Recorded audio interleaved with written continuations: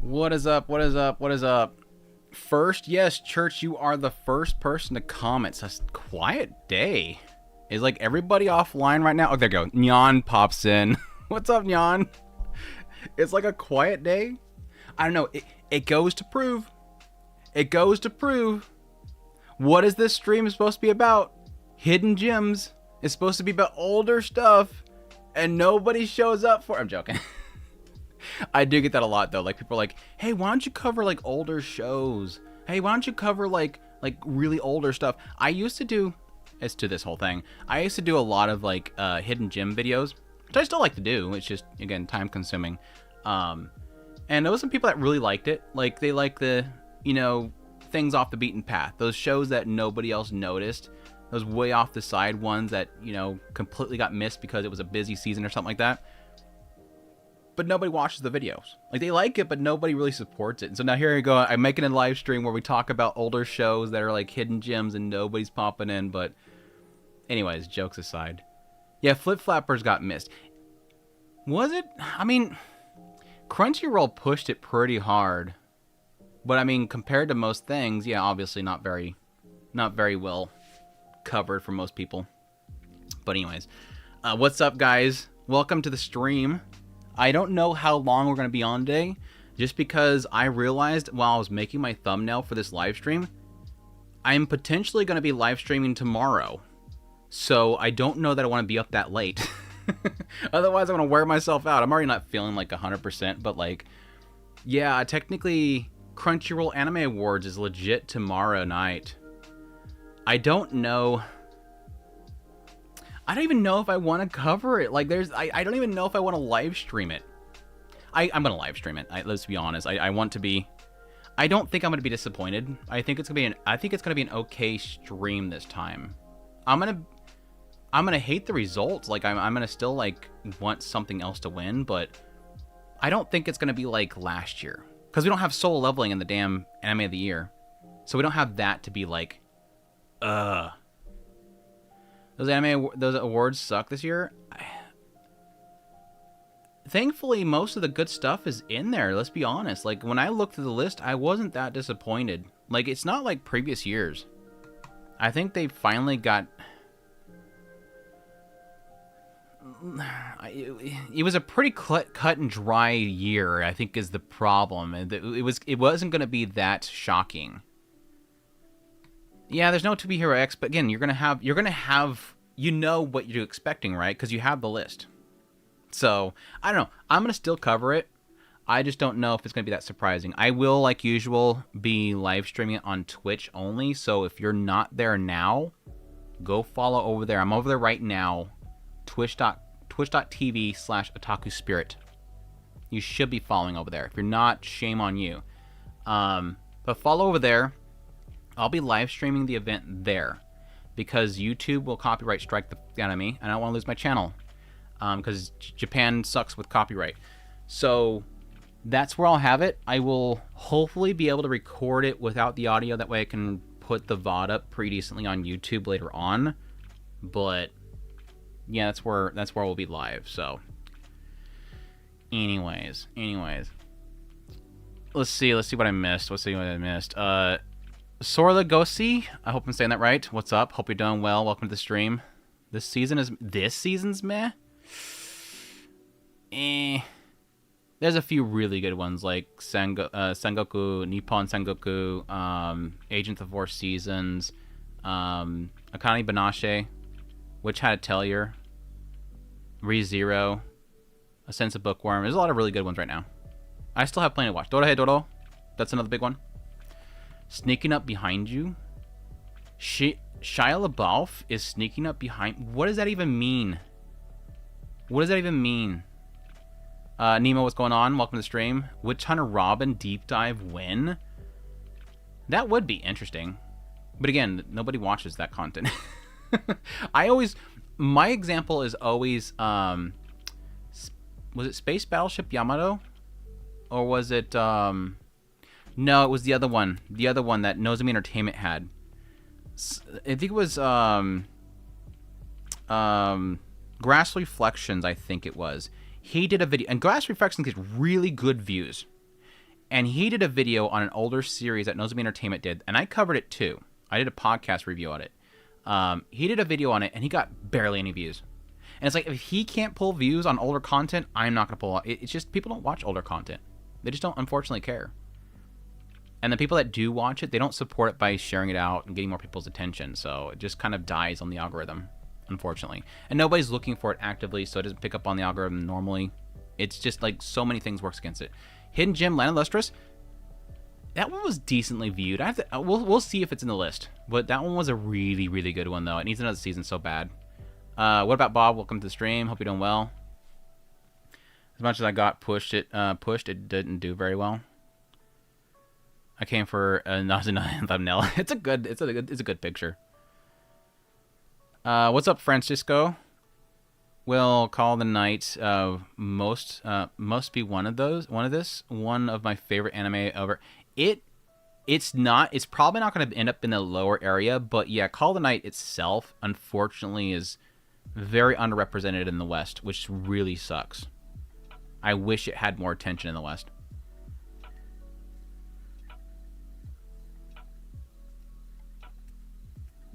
Sosa, welcome to the stream. Hope you're doing well. What was your prediction for anime of the year? What did I say? I don't even remember what's in the list. I've already cleared that out of my brain. What was the... Do they still have the nominees up? I think they took it down. Yeah, they took it down, didn't they? Anime of the year. No, there it is. Okay.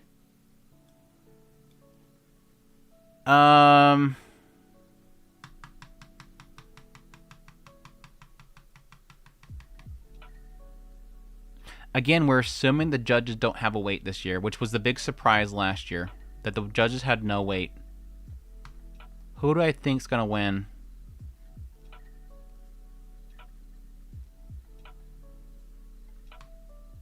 I want to say Dandadan. I want to say it's gonna be Dandadan.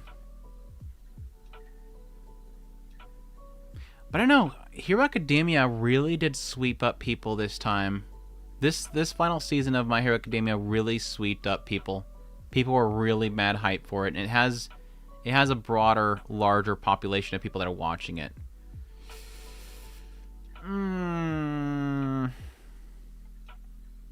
That's a tough one. Legit, this is a tough one. I'm going to predict My Hero Academia.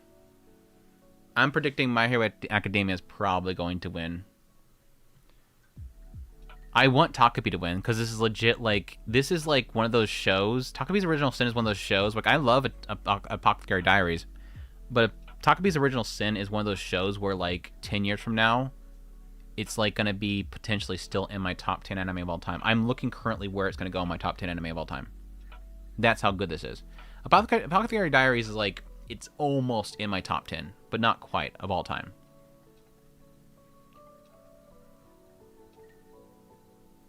Who do you want to win? Who do I want as Takapi? Yeah.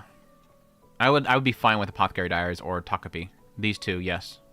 I wouldn't be upset about this, because while it's not my favorite series of all time, because I dropped off the last, like, 3 seasons were, like, bleh for me, I do acknowledge this last season was really good.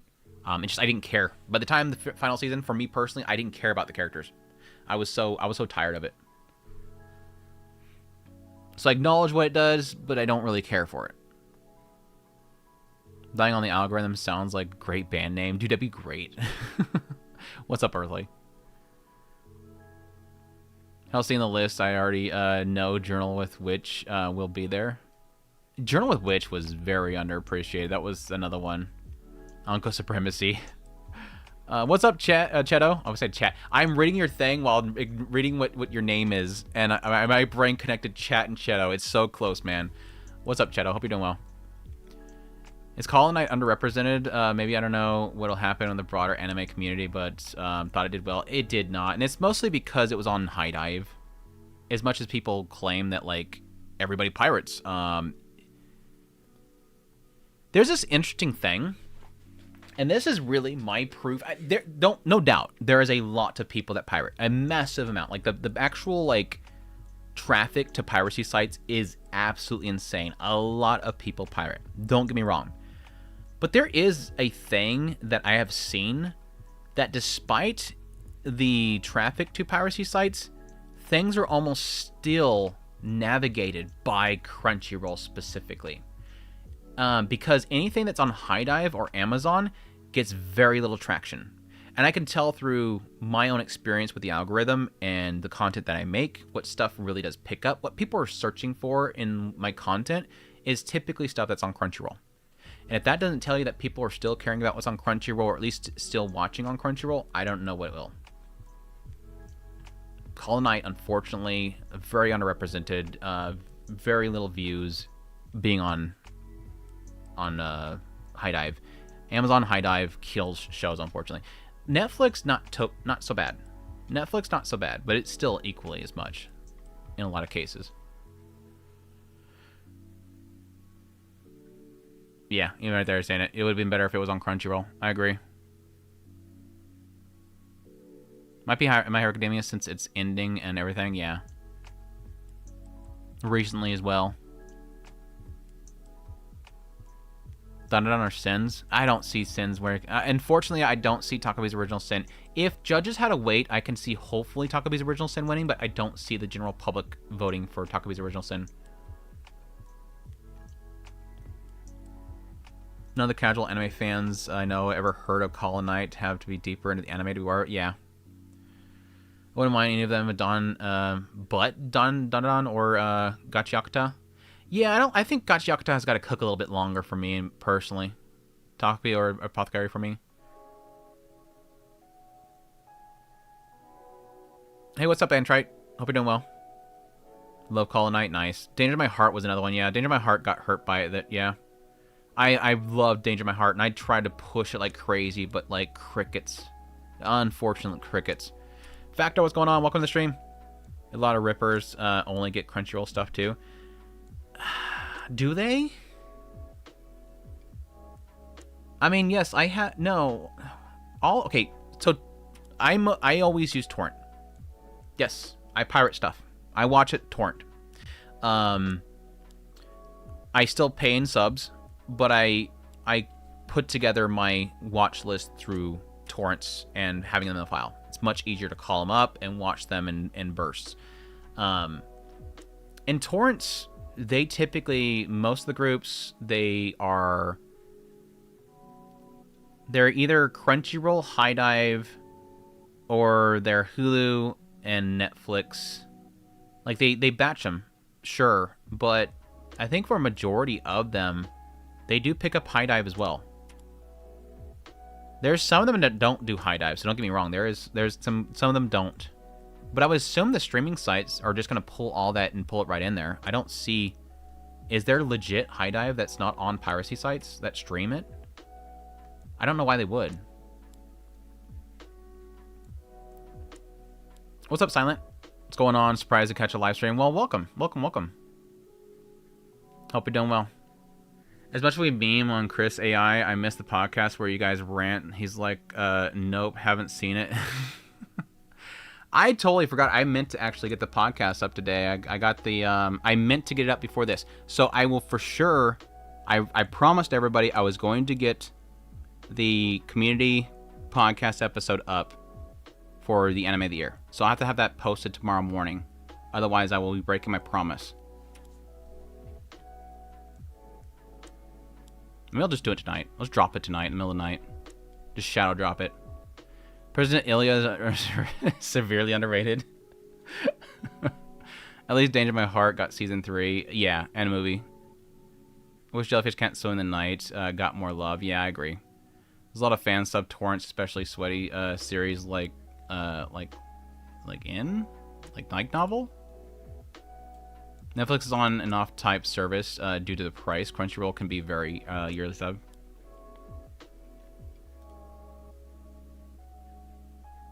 Picked a collection edition of Call of the Night, hoping for season 2 physical as well. Yeah, I think I was gonna pick up the I think I did. I was gonna pick up the still books of Call of Night. The first seems to be too obscure. Magic Users Club OVA. This sounds familiar. August Lady Modesty was good, so good too. Yeah, that was a high dive as well, if I remember correctly.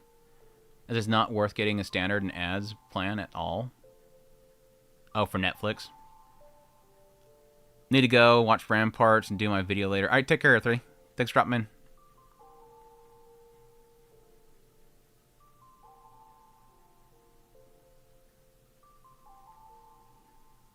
There's definitely less torrents when it's not Crunchyroll. The new magical anime Luluto Sisters only has like one group getting in the torrents. Yeah, that's the other thing. Like, I've noticed that they obviously have to set it up. A lot of these torrents do like a bot system where as the show comes out, the bot automatically picks it up. It rips it from the site, re-encodes it, and then puts it up onto the torrent, or uploads the torrent. And unless they know it exists, it won't automatically go. So I've noticed, like, especially when a season starts out, they won't immediately have the torrents going up. But once you get to like the second and third week of the show, it automatically picks up. It's encoding automatically. All these systems, well, most of them are extremely automated. These systems are extremely automated. And that's why typically whenever you have like a show has like a problem or there's an issue, it's typically because like it's not in the regular feed that they're able to pull from, if that makes sense. Did you manage to get on top of Aaron Southpaw? This week's episode is the best of the anime so far. That's gonna be a hard sell for me. Like I have it ready to watch, but like I'm not rushing to watch it because just I don't know if I want to keep pushing just to find, oh, it did something good. Like it's been bad. It's been rough to get through for like the last 3 episodes. Did I play Wuthering Waves? I haven't played it in a long time. Do you know if Apothecary Diaries movie coming out December is supposed to be part of the main story? No, it's supposed to be an original, if I remember correctly. A new season is coming around the same time, but the movie will be original, if I remember correctly. Start of the season is always hit and miss, yeah. What's up, D-Lit? Hope you're doing well. The last episode I watched was like 5 or 6, and it's still the same thing.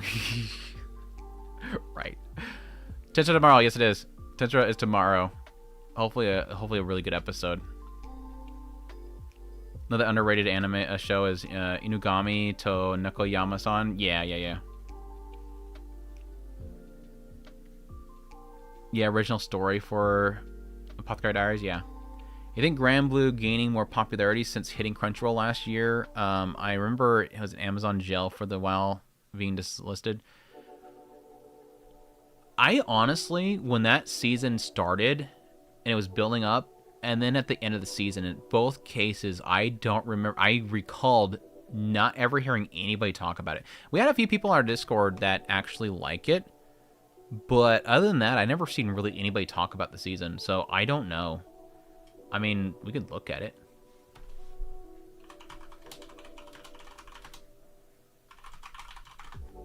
We'll look on Mal too.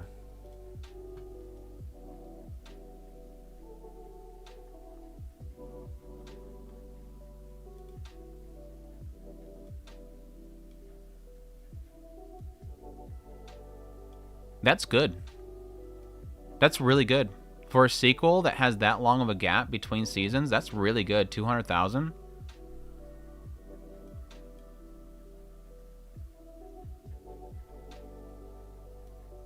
That is extremely good for a returning series. So, good stuff.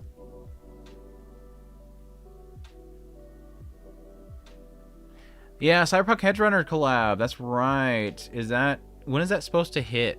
I might actually log in just for that. I'm not sure if I'll stick around very long, though. So in Glinda should be fun. More people should watch Agents of the 4th season, and the Violet Garden Reader still slaps. Yeah, I've been enjoying that.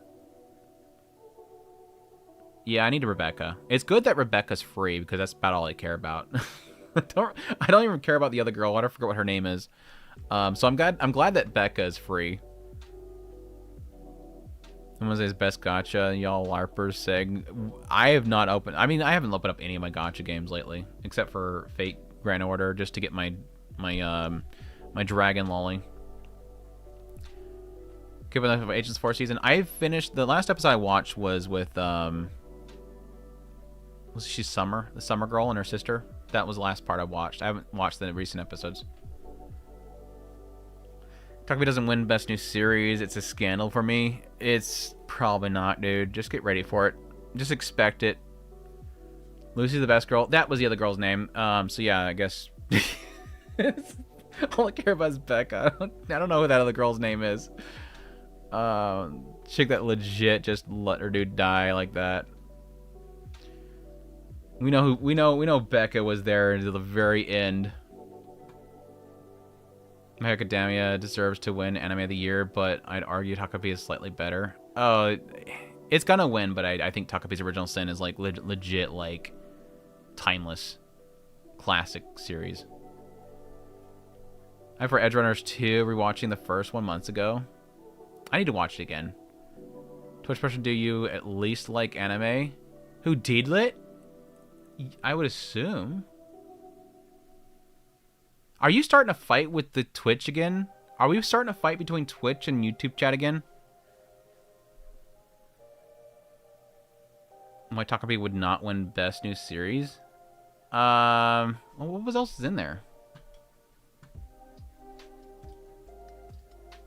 Was it Best New Series?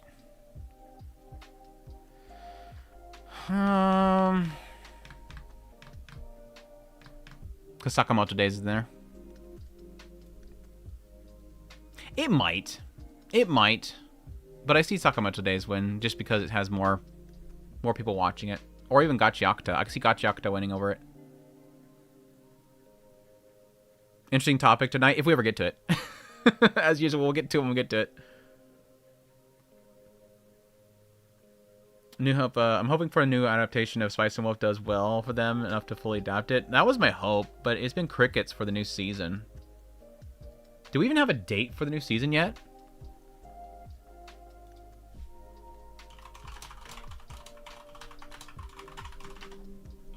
The Oscars. Lol.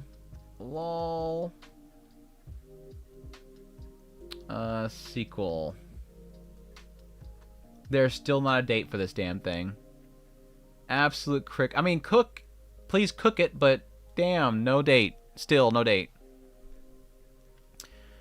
Sakamoto Days had a pretty weak core one. It has a weak everything. But people are going to see it as all one season, though, so. I still haven't watched Chainsaw Man movie yet. It's super good, dude. Check it out. Chainsaw Man has never got mainstream attention. It's too out there for a lot of people. Hey man, who's got streaming rights to the new Gal anime that recently started airing? I thought Crunchyroll had it.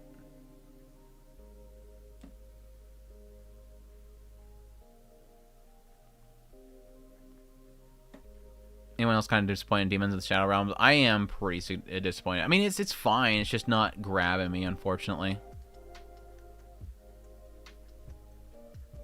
The first episode's the tone, yeah, is way off. Like, literally, people that are supposed to be, like, funny and stuff are killing massacring an entire town of people. Here, drop some funny jokes about these two individuals that just massacred a town in front of children. Really happy to see season 3 of Mushoku Tensei. Next month is going to feel like forever. Dude, summer's gonna be crazy, dude. For me personally, a lot. Chainsaw Man movie, anime is a lot polished than I thought it would be. Strikes me as way more serious than the manga. Was considered comedy at first. I mean, I get the vibes of comedy from Chainsaw Man in general. I never got a sense of it being overly serious. It's very popcorn. It's very goofy in the way that it portrays a lot of the combat sequences. Call Knight Season 2 would be good, but people are not watching it. Yeah, like I especially seen it with Season 2. Season 2 was kind of crickets.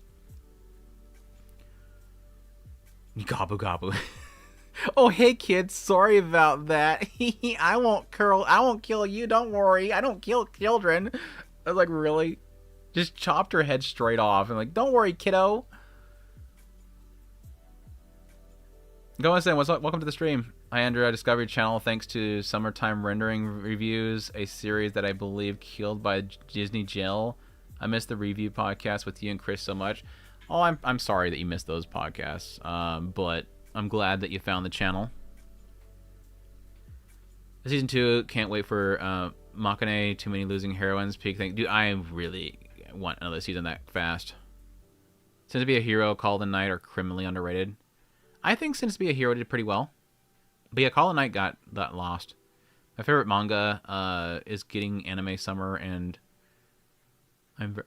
is getting an anime in summer. Okay. I totally misread that. I'm like, what? Michelle Tensei and Smoking Behind a Convenience Store with you're my most anticipated. There's like 3 smoking shows next season. The convenience store one, the cat girl, and there was one other one. It's like, geez, dude. Smoking's in again. Like, people in Demon's Village aren't real. That's why they took murdering all of them lightly. I can see that, but again, that doesn't really... I guess that kind of excuses it if they explain it, but I don't know why they wouldn't explain to begin with. Like, don't worry, none of these people exist. Because, I mean, yeah, technically the sister, she was like goop stuff. And that could be the case for all of them. If we're being honest, both My Hero Academia and Takopi should sweep the awards. I would hope. I hope for the best, expect the worst. That's my motto. Hope for the best, expect the worst. Could be Losing Hero and light novel. I've enjoyed them. I'm actually thinking about it, yeah. It's going to be a Hero. Should be one of the highlights of the seasons without all the JJK, Furman, etc. Yeah, it kind of was in a very busy season. Can't believe we're getting a season 2 of Hell Mode this summer. Season 1 ended on March. Like generic isekai at the first, but budget isn't big, but I love the show. Well, good. I'm glad you enjoyed it. Chainsmoker Cat is going to be a fun anime. Dude, the animation of that PV was insane, dude. The manga is disgustingly amazing. I don't know, the animation was insane, dude. The animation was insane in that PV. So it's like one of those moments where you realize that like sometimes it's not really about budget, it's about what people just love. They just want to make this cat girl smoking look really amazing. The old lady in the village probably created a bunch of fake people. Could be. Musinformation should sweep the awards. Based on anime trending, was it anime trending? God damn, people like went crazy in droves to anime trending to vote for Musinformation. Still watching Wistoria? Yeah, I haven't got caught up on it yet though. It's in my queue. Tend to be a Hero was great. Oshinoko 3 was also fantastic. Please no manga spoilers. Yeah, no spoilers. Can't wait to crash out in the anime awards. Let's pray the judges recognize Takopi's greatness. Liddy, do not expect that the judges are involved. Do not expect the judges to be involved. If you missed it last year during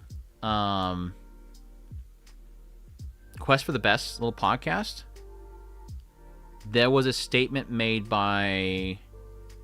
Which one was it? Who was still involved with the anime awards at that point? One of the two guys there, Mother's Basement or... No, Miles is completely separate from Crunchyroll now.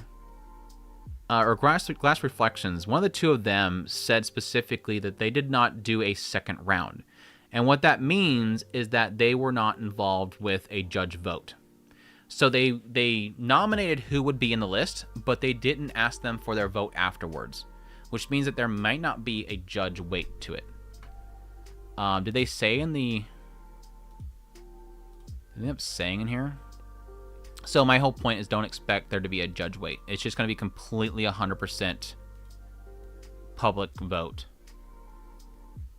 Which means that typically a lot of the shonens and stuff end up winning. The shows that the most amount of people watch. How it works. What are the Crunchyroll Anime Awards? Where will the Crunchyroll Anime Awards should take place? When the winners be announced? How do I participate? How does the voting work? As we have previous years, the Crunchyroll Anime Awards includes 2 rounds of voting. The one round, the panel of judges determines 6 initial nominations, In round 2, the same panel votes alongside fans. And again, he said that he was not asked for his vote. So there's only one assumption here.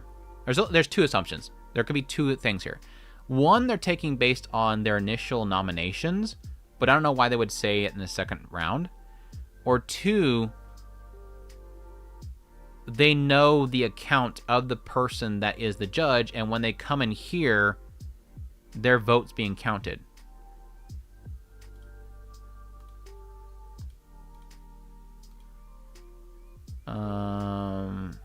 There's no weight. And they're not listing a weight. They no longer list a weight value to it.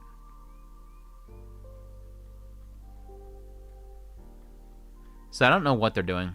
They're claiming the judges are being part of the second round, but again, it was stated that he wasn't. He was never asked for a second vote. Or wasn't asked for a vote. Which you would have to, because if you were to nominate, if I were to be still a part of this, say I nominated Takubi's Original Sin for, Anime of the Year, and then none of the other judges nominated that, and thus Takubi's Original Sin didn't get into Anime of the Year list of nomination, where would my vote be? Because it's not there. So it has to be either they're not asking it, they forgot to ask him, or they're going based on your account logged in and they know whose accounts are which of the actual judges. I don't know. That'd be a really weird system that they would have to monitor what your account logged when you went to the website. It'd be easier for them to ask directly and ensure that somebody else didn't log onto the account to vote. Because, somebody could have my account information. My brother has my account information for my Crunchyroll. He could vote for me. Granulator for the win. Bring her back. Dude, they need Granulator again. I thought there was more than focus on Sentence to be a Hero. It was about zany characters and relationships. Also some fights, of course. But man, I love Xylo. Dude, the later episode was insane. The last episode was crazy. But I do like the relationship. Does have 70% of the voting power while fans have 30%. But if they're not asked, then how do they get the power? Here, I'll bring it up. For those that don't remember. I literally, my heart broke for Miles the moment this happened. The moment it happened, I could see his face, and I'm like, I hurt for this guy. Miles, for those that don't know, that have not heard my story before, Miles was a big part of Anime Awards' original creation, and he loved it. And he had a lot of care for it. His opinions on piracy and whatnot that people bat with all the time aside, he really loved the Anime Awards, and he was actively trying to make it better. And ever since he left, it looked like it went downhill from there.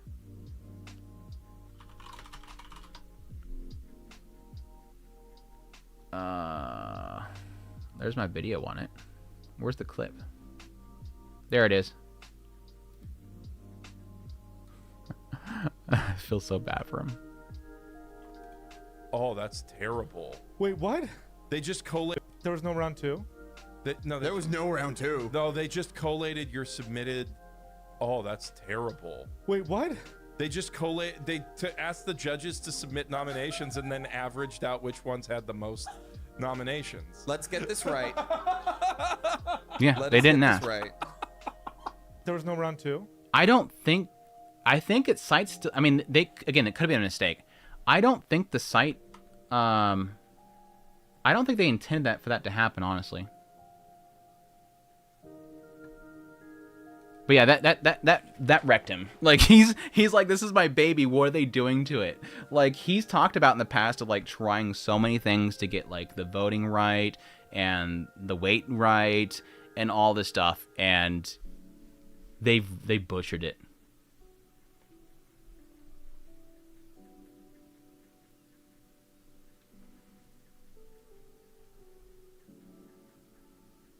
Yeah, and that's the problem is they ever since he left, and this is probably the appeal to it early on. Let's not get it mixed up here. It felt like early on it was about a passion project for celebrating anime, and it turned quickly into how do we get this to trend on social media? Like, they were doing the whole voting on X by tweeting about it just to get it trending constantly. They were gaming Twitter in order to... They were using the Anime Awards, not caring how it's going to look like at the end of everything, not caring a crap about the voting system or anything, just using it as a method to break the Twitter algorithm and get it trending. That's all they cared about. They wanted to get it trending. And to their credit, this is where marketing destroys fandom. To their credit, it worked because Anime Awards kept trending like crazy. Their subs were skyrocketing. They did exactly what they were supposed to do, but it cost the Anime Awards. Now, how do we use this Anime Awards show to make money? Yeah. The awards haven't opened yet. I think it's got one nom. Like, bringing all these artists, rappers, and whatever cool adds nothing to the experience. Yeah. Why have awards at all? I mean, I know why Crunchyroll wants them to market the series. Marketing. You said it. Marketing. The Anime Awards is marketing. They want anime to be more mainstream because it'll be more acceptable and thus more people watching it. So that's exactly why they do what they do.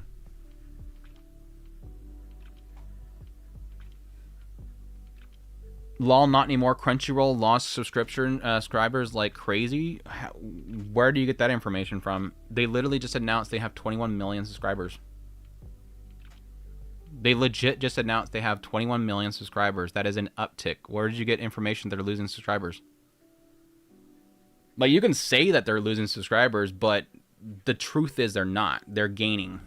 They went up from, like, what was their last number? 16 mil?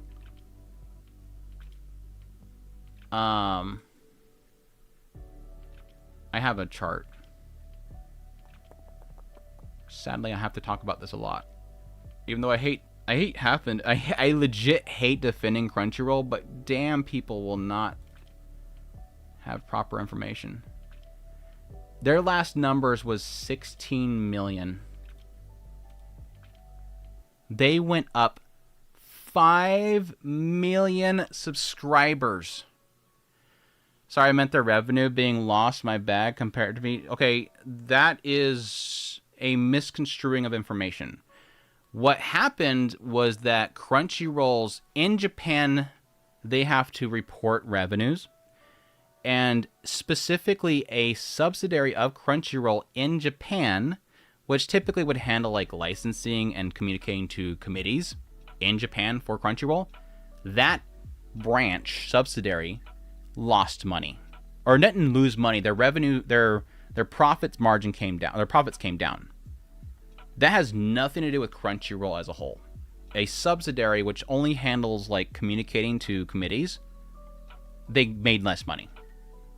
Crunchyroll again went up 5 million subscribers. Crunchyroll in America is banking money. So no. Crunchyroll as a whole, them losing like, what was it? Like 200 million yen in Japan, which is like equivalent to maybe 2 million. Them making like 2 million less yen in Japan is a drop in the bucket when... Let's see it. Yeah,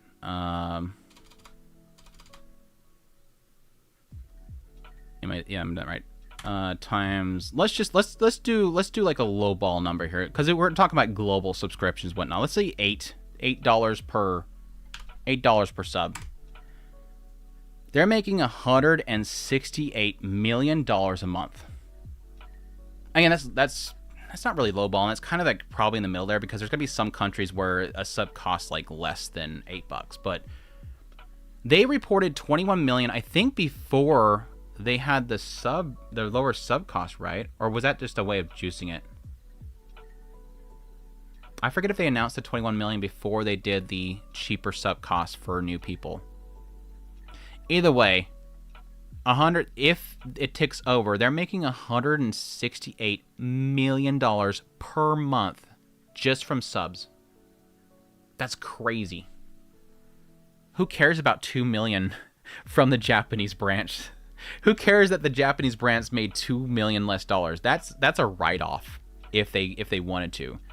Oh, our profits are down. Whatever. We'll just transfer some money from here to here. It's literally a number transfer. So no, despite what people want to say right now in misinformation, Crunchyroll's not losing money. They're not losing subs. That was I was very tempted to make a video on this because I've seen a lot of people reporting on this. Even Anime News Network. Even Anime News Network falsely framed that entire situation just to get clicks. And it still annoys me to now that Anime News Network, which is literally from the company that's... Oh my gosh, I didn't even think about that. And now it annoys me more. I'm crashing out here. Now it annoys me more. Anime News Network, which is owned by a company that Crunchyroll has a big stake in, they couldn't report it correctly.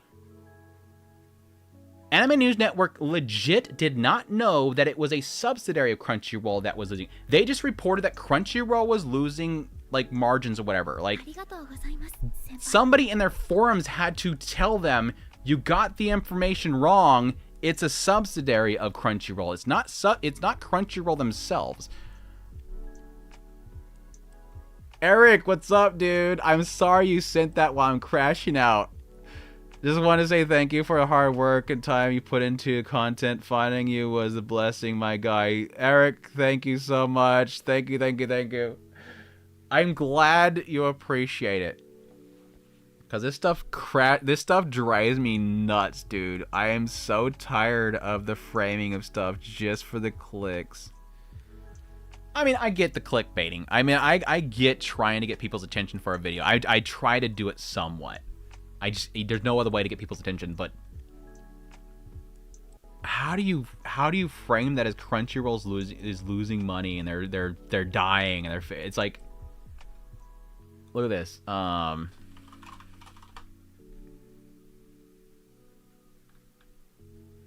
By the way, rip Takahiro Fujiwara.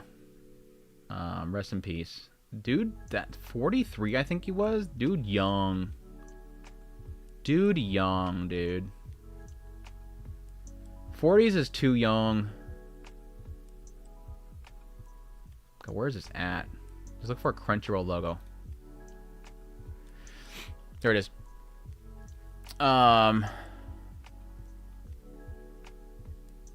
Crunchyroll Japan's net profit drops. Yeah, they updated this to Crunchyroll Japan's. What was the original?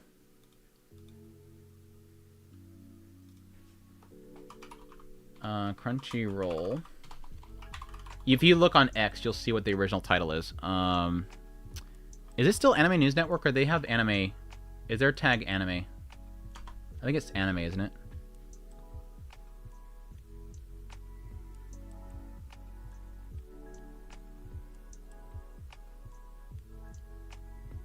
Is that this is the recent one? The most recent post.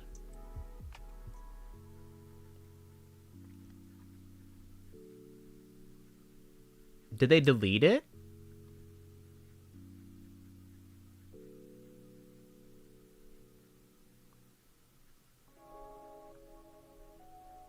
No, they didn't delete it, did they?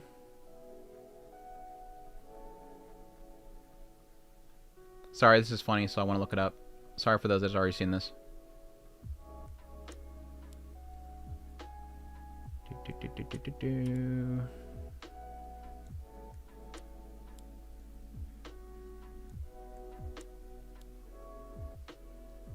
My gosh, stop posting so damn much.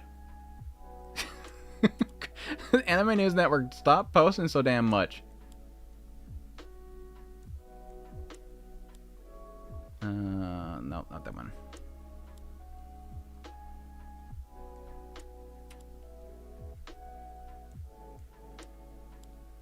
God, when did this happen? The 19th? No, I passed it up. They must have deleted it. Okay, good on them for deleting it, because it was still worded poorly on X. Oh, I'm an idiot. I freaking posted about it. I can just look for my post.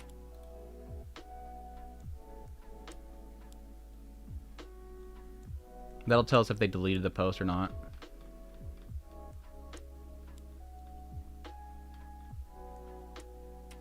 They deleted it. Well, good. I know why they deleted it, because they got community noted, so they deleted it. I know that's why they did it. They deleted the post because it got community noted. All right, take care, Sky. Thanks for dropping in. They deleted the post, probably because it got community noted. Because I think they even posted a reply doing a correction or whatever. But anyways. That's enough of that. Enough of my complaining about Crunchyroll and that whole crap there. My whole point though is I hate the fact that so many people are like they make money on being upset about Crunchyroll, and it's like I'm so tired of defending them. I still miss Funimation. I miss them so much. Well, Crunchyroll is legit run by Funimation people. So if you like Funimation, it's Crunchyroll's Funimation people. The entire like leadership is Funimation. They fired most of the leadership or replaced them with Funimation people. Is it clickbait or is it forcing agenda? I think, well, with Anime News Network, it's a lack of, I think it was a legit lack of looking into the information properly. They just seen there's a report in Japan that Crunchyroll is losing money, or is they're down, and it wasn't really that. And Crunchyroll raised the prices, so there's no way lost money. Now they're almost saturated, and now it's hard to even record profits without raising prices more. Yeah. And I honestly do feel like they do have to kind of do something, because Crunchyroll, how much they pay for license is insane if you think about it. When you have as much shows they're covering as they are on a weekly basis, with how much costs each license for every episode, weekly they're spending so much money. Like a lot of money to have all those shows up there. You might think they were a news network or something. Lol.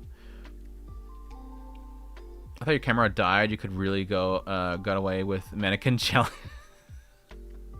Thanks. Thanks. If there's anything I'm not excited, yeah. And it's nothing against you, Brian. I've been listening to this like for the last like 2 days. It's like people found that and just kind of ran with it. Anyways, thanks for bringing that up, Brian. I appreciate you making me crash out. Brian making me crash out. So, to the original topic of today. So anyways, back a while back, I used to do a video series called Hidden Gems. And what I did is I looked through like my entire list of shows that I've ever watched, what at that point was probably like 1,000, 1,500. I don't remember. I'm at 2,500 now. Looking through all these damn shows and looking for like the lowest viewer memberships on the shows that I liked. And I found out the other day that both AniList and My Anime List both have the ability to organize your anime list in order of popularity. I was going to use AniList, but unfortunately, they don't really have as much of memberships on older shows as My Anime List. So I think I'm going to use Mal. But I wanted to go through and go down the list in order of completed. So this is completed tab right here. I hate the formation of this, by the way, because damn, this freaking screen is wide as hell, but it doesn't fit in here properly when you zoom in. I have a list of completed stuff. I have it in order of popularity. Yeah, I know. I hate Mal. But they have more people on the older stuff, so I have to use Mal. But I'm going to go through the list in descending order of most popular. And again, you'll notice that a lot of these not popular shows are older shows. So keep that in mind. Like Dirty Pair Flash 2 it's a good show, and it was well regarded back when it came out. It was all over magazines. Like any Japanese anime magazine you have back in the day, Dirty Pair was on it. They were hot as and I love them on the covers of them. It's just, unfortunately, the users on Mal and AniList are mostly people that watch newer shows, not older shows. So it's very skewed against older shows. It was, yeah. Dirty Pair is great, dude. So I'm going to probably skip over a lot of the older shows. I might mention them, though. But I want to go through the list. Anything that pops up at me, I want to talk about. So if you guys like older niche titles that are more obscure, stuff that's not going to be on like top 10 lists of all time on most people's websites, that's really what I want to kind of focus on. How old do you go for your anime you watch? I'm currently going through the 80s and 90s, actually watching Dirty Pair on Crunchyroll. Nice, dude, nice. It's been a while since I've watched a lot of older shows. I was getting a lot of older shows watched because I was getting review copies from like Nozomi Entertainment and stuff, but I haven't in a while. I do kind of want to. As I mentioned before, I do try to focus on more newer shows just because that's what people want to watch. That's what people want information on. I would like to eventually, when I'm getting to a point where I can get a lot of viewership from older obscure titles, to start covering older obscure titles. But for now, I have to rely heavily on the algorithm and get stuff that's newer. I'm balancing stuff that like is getting a lot of clicks and stuff that is newer that will get interest from people that I do want to cover. So Outlaw Star was super good, dude. I loved Outlaw Star. Dude, like, there was another one other than Outlaw Star. I mean, Cowboy Bebop, I guess. But I liked Outlaw Star a lot. I even have the... I thought it was, like, right here. I have the cool little box set of it. It was, like, a Funimation, I think it was. They did a really cool box set for it. Anyways, yeah, Dirty Pair Flash, again. Dirty Pair again. Really good older series, though. Let's see, more Dirty Pair. There's gonna be a lot of recap stuff in here as well. Music videos. No, not Wonder Momo. Miss Monochrome. Well, that's Soccer Hand. That's an One. Miss Monochrome was funny. Miss Monochrome I was originally drawn to because it's very like Hatsune Miku-esque. But she was like an idol, a robot that was trying to be an idol that was like a failure, if I remember correctly. Decent comedy. It's not like the greatest one, but it is one of those ones where I think like after the first season it got less funny for me. But it's still a decent little comedy series. I enjoyed it. If you like Hatsune Miku, like Miss Monochrome's really good. A lot of robot jokes. A lot of robot jokes. If I remember correctly, she had like a Roomba friend. My brother has an Nindroid. I have a Nindroid over here, one of them. Let's see if I can find it.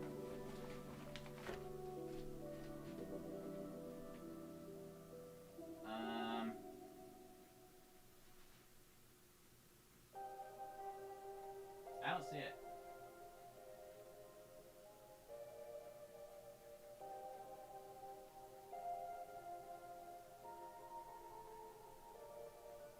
Not just my brother. Where does Miss Monochrome go? I legit remember having a Miss Monochrome in here. Oh, there it is.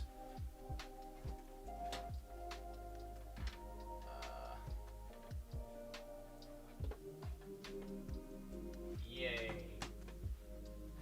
Yay. That is so funny. That is so funny. Miss Monochrome. There's an Android.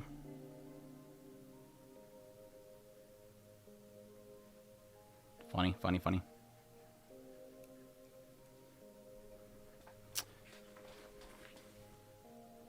So it's an idol show? No, I think there's like one, like, I don't remember if they have any performances in there. It's just mostly just a comedy show.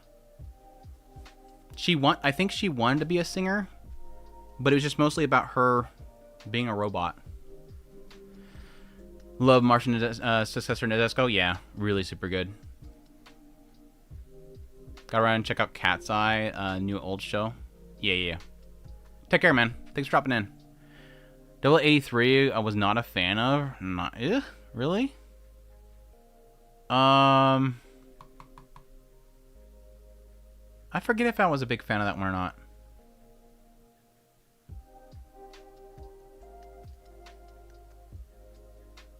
Gungrave was an awesome older anime. Dude, yeah, Gungrave is super good, dude. Gungrave was super good. Brandon no Hithu. The names, though.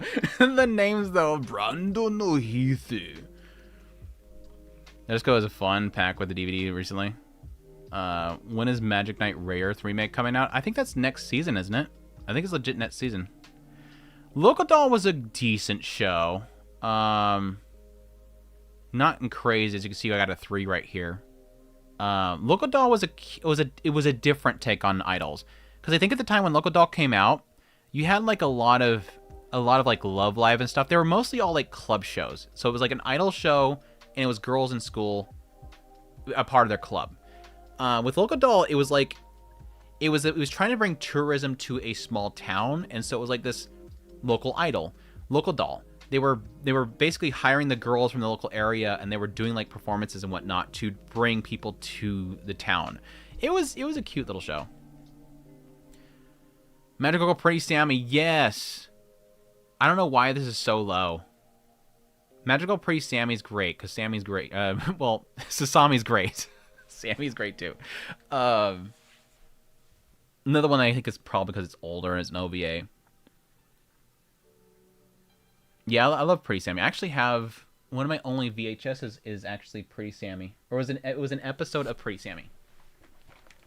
It was Tenchi Muyo had a Pretty Sammy episode. One of my only VHSs that I own, because when I got into anime, VHS was like out and DVD was mostly in, but I managed to pick up one VHS of Pretty Sammy, which is in this copy of Tenchi Muyo. Look at this old shit. Look at this old thing, dude. Just make sure that if don't do the mixtape thing, don't turn it the other direction, the tape will come out of it. Sorry, stupid joke. English.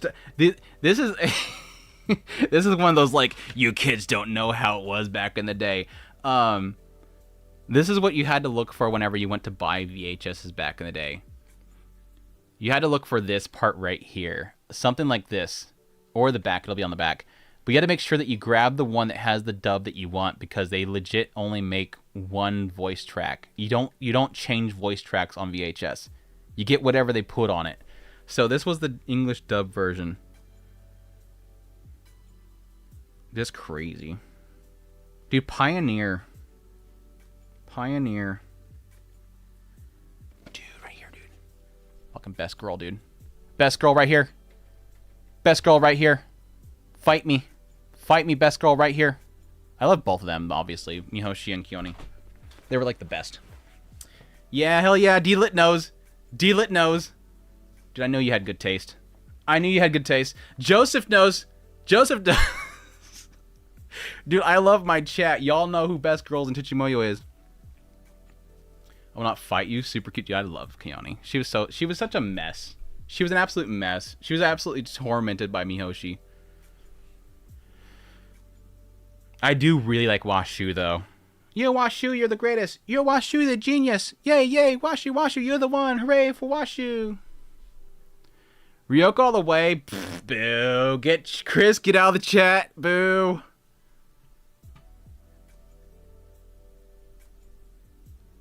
I love Washu. She was such a fun character. I will not respond unless you address with Chan. Suddenly I realize I'm young.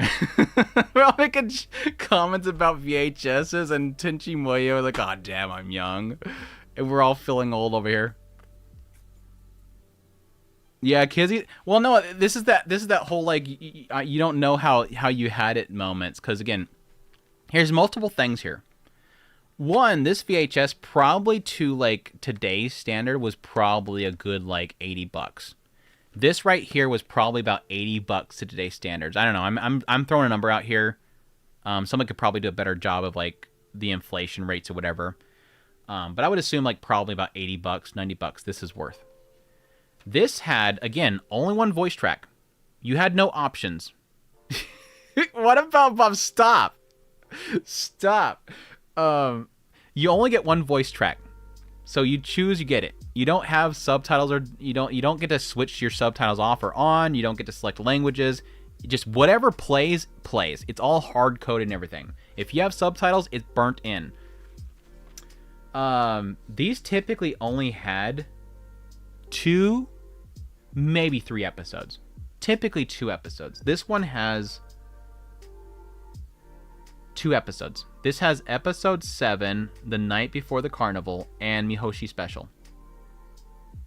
That's it. 2 episodes. 2 episodes. No tracks. No subtitle on and off. $80.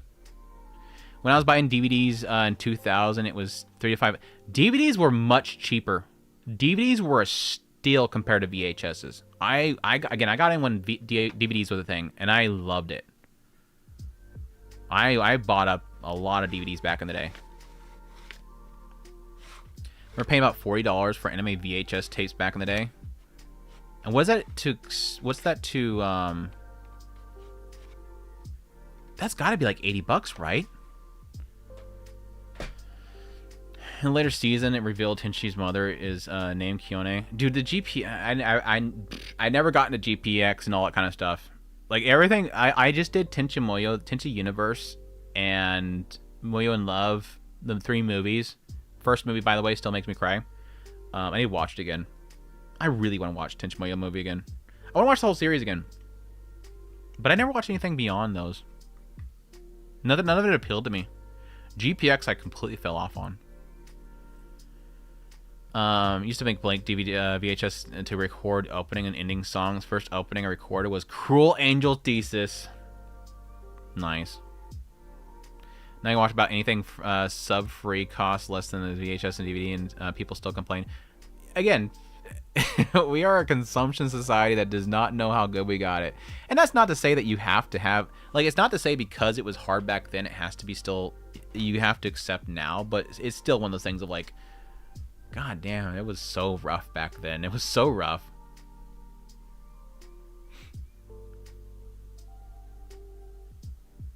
All I have VHS anymore is Ninja Scroll. I just have Kiki's Delivery Service. The first movie of Tenchi Muyo. And this one. That's all I have. I traded this from a friend when I didn't even have a player to play it. I think I bought Kiki's Delivery Service because it's one of my favorites of all time. And the movie I traded from a friend. Is it we need to pay internet bills now for watching anime? Yeah, because of the availability. Buying it, the only way that you can really consume it was either somebody ripped it onto a VHS for you, or you had to buy it directly. And there was no limited access. Like you couldn't just grab every show you wanted. And like when you went to the store, you had to hope that the part of it that you wanted was up there on the shelf. Because you typically have like 5 of the first volume, and then like 4 of the next volume, and then the rest of them they had like usually like 1 or 2 of. And then sometime you didn't even have a part. It was like it was a spot in the shelf that was missing. It was better off just like buying it through like a catalog or something. Mermaid Scar was super good. I mean, it's been a long time since I watched Mermaid Scar, but like back when I watched it, it was like I rented this, and it was pretty damn terrifying. Pretty brutal show. More Dirty Pair, more magical, Pretty Sammy. Let's see. Some more specials.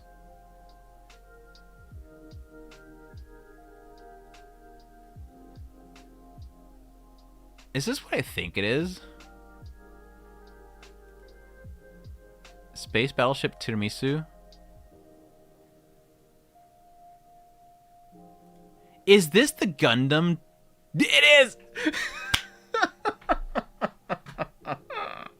I'm like, why is this rated so high? What is this? Yeah, Space Battleship Tiramisu. If you like Gundam, or if you like Mecha, like if you like really like Mecha shows, this came out, what was it? Yeah, like 2018.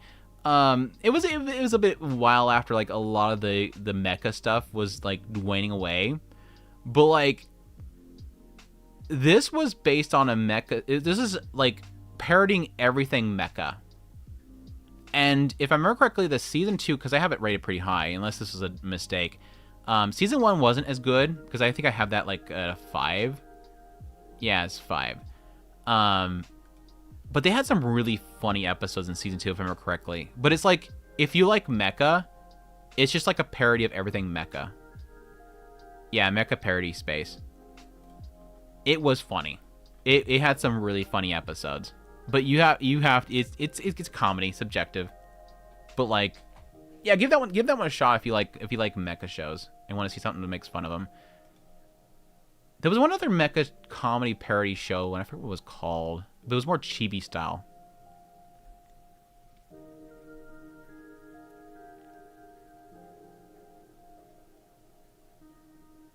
Yeah, El Hazard's really another good one. I didn't like it as much as Tenchi Muyo, but I did like El Hazard. And I got into collecting anime on DVD. Yeah, it was about where I got to. You ever watch Galgagar? It's a very over-the-top mecha anime. Very underrated and needs to be talked about more.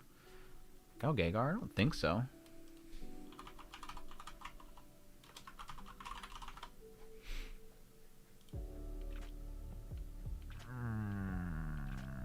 No, I don't think so. I don't think so. Bang Bang Bravern. Bang Bang Bravern was goofy. The ending was kind of shrugged, but I really liked it. Was it Jaka P or whatever the hell she used to say? P. Oh, that was a crazy chick. She just pukes at him. Just freaking barfs in his face. What else? Little Nemo, Burn Up, Religious Chair. That was a really beautiful little show. That's that low in popularity? I mean, it's not like crazy. It was like a really short one, wasn't it? Yeah, it's only like 3 minutes, so it's not like I would see many people like 11,000. 11,000. It's just a little art thing. I don't expect many people have watched it. Yeah, it was Noitamana. That was their 10th anniversary? Really? They were around that long up in that point? Jeez.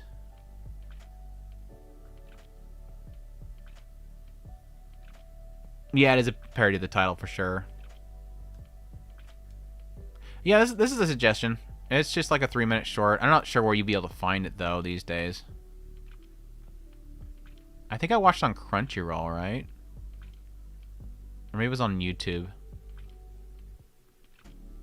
I mean, if it's on YouTube, watch it there because, like, I don't think it has dialogue ? Yeah, like they don't even have a voice for the main character. Like, there's no dialogue. Even if it's not translated, there's nothing to translate. Surprised it's only a 7. Like, it's not really like, I don't know. It's one of those things like it's an artistic piece. It's a celebration artistic piece. It's not like it was trying to say anything for 3 minutes. Anyways. Million Doll, like, lol.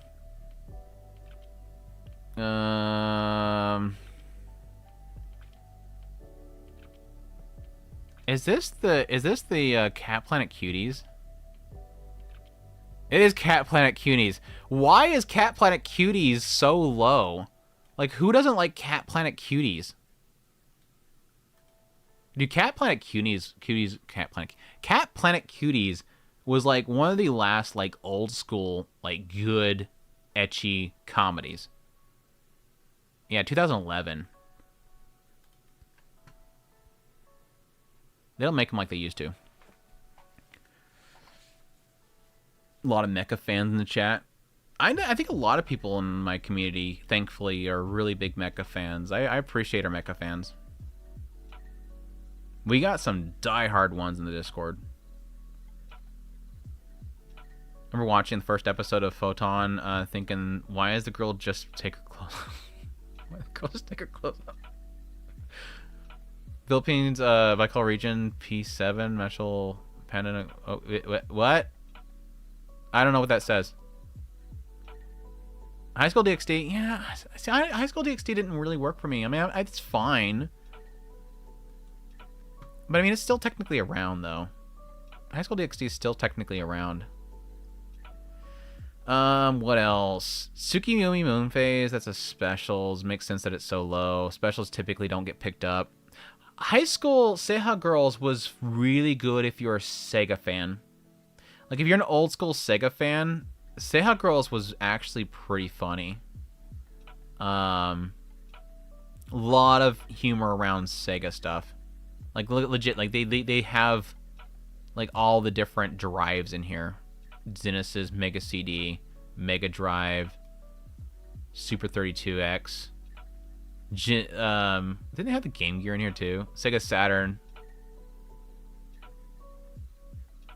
Yeah, if you're a Sega fan, especially like old time Sega fan, Seiha Girls was actually really fun.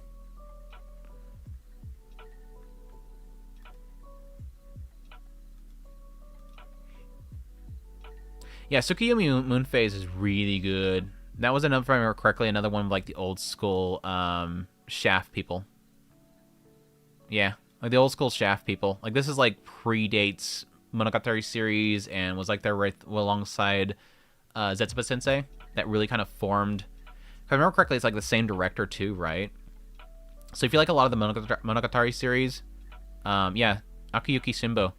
This is like one of the very first ones that he was doing, like before he did all the Monogatari series. A lot of what you get in the Monogatari series was kind of formed around Zetsuba Sensei and even Psychedelic Girl, Psychoelectric Girl. So where he kind of formed his style. Zetsuba Sensei was definitely a big one though. That's my TED Talk.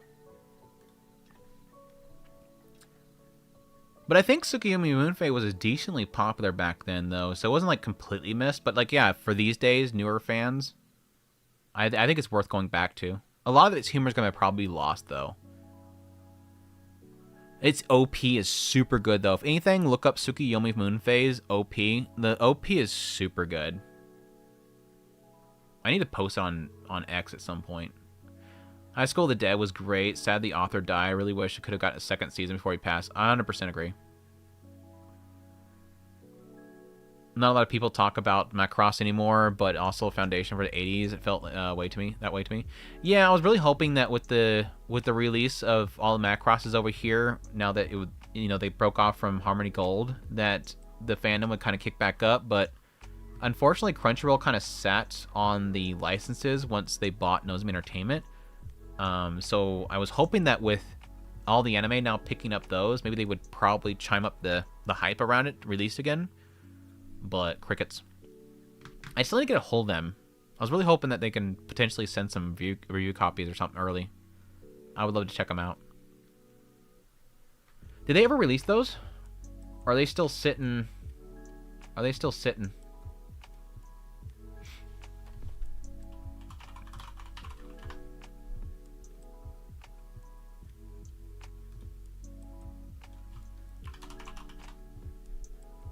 No, the shop, damn it.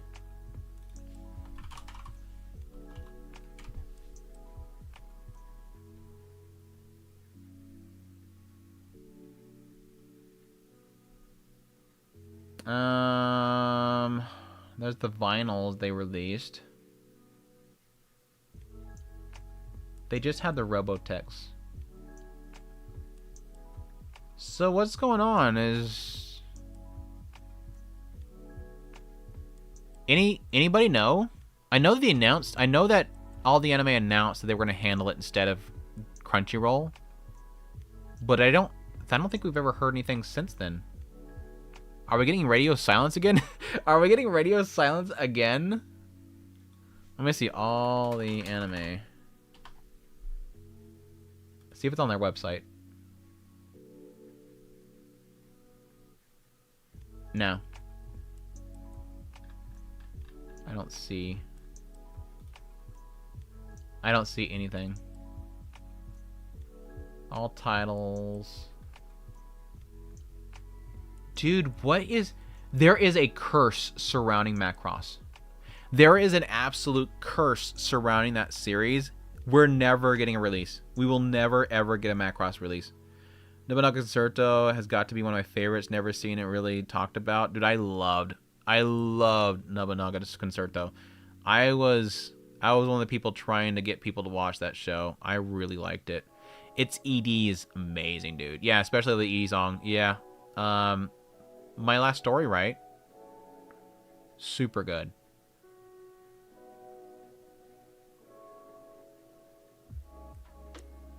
Yeah, the new Hathaway movie's coming out. I'm thinking of waiting. Yeah, they broke off of Harmony Gold though. That's why Crunchyroll was gonna release it. No, Crunchyroll was doing some of them, and All the Anime was doing the other ones. And then no, not Crunchyroll. Nozomi Entertainment was doing some of them, and All the Anime was doing some of them, or specifically Europe and America. And then Crunchyroll bought Nozomi Entertainment, sat on the licenses, and then I think at some point they gave them over. No, Harmony Gold no longer is holding them. Harmony Gold is no longer holding them. Well, here,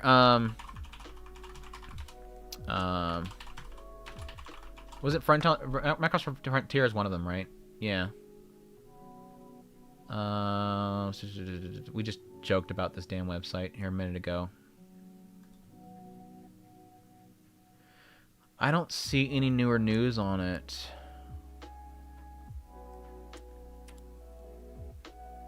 Hulu, concert, Disney Plus, franchise, Delta Anime outside of Japan. See, this is when Crunchyroll got it. Yeah, this one Nozomi Entertainment got it. So Nozomi Entertainment right here picked it up. But again, they've been sitting on it. They sat on it since then. So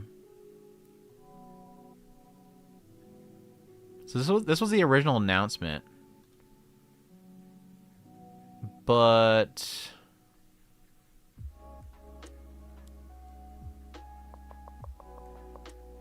where was when All the Anime picked it up?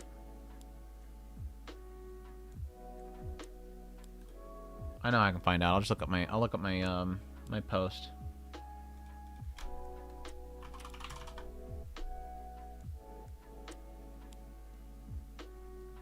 Was that July of 2025 when we heard about that? No. No, that was the original news.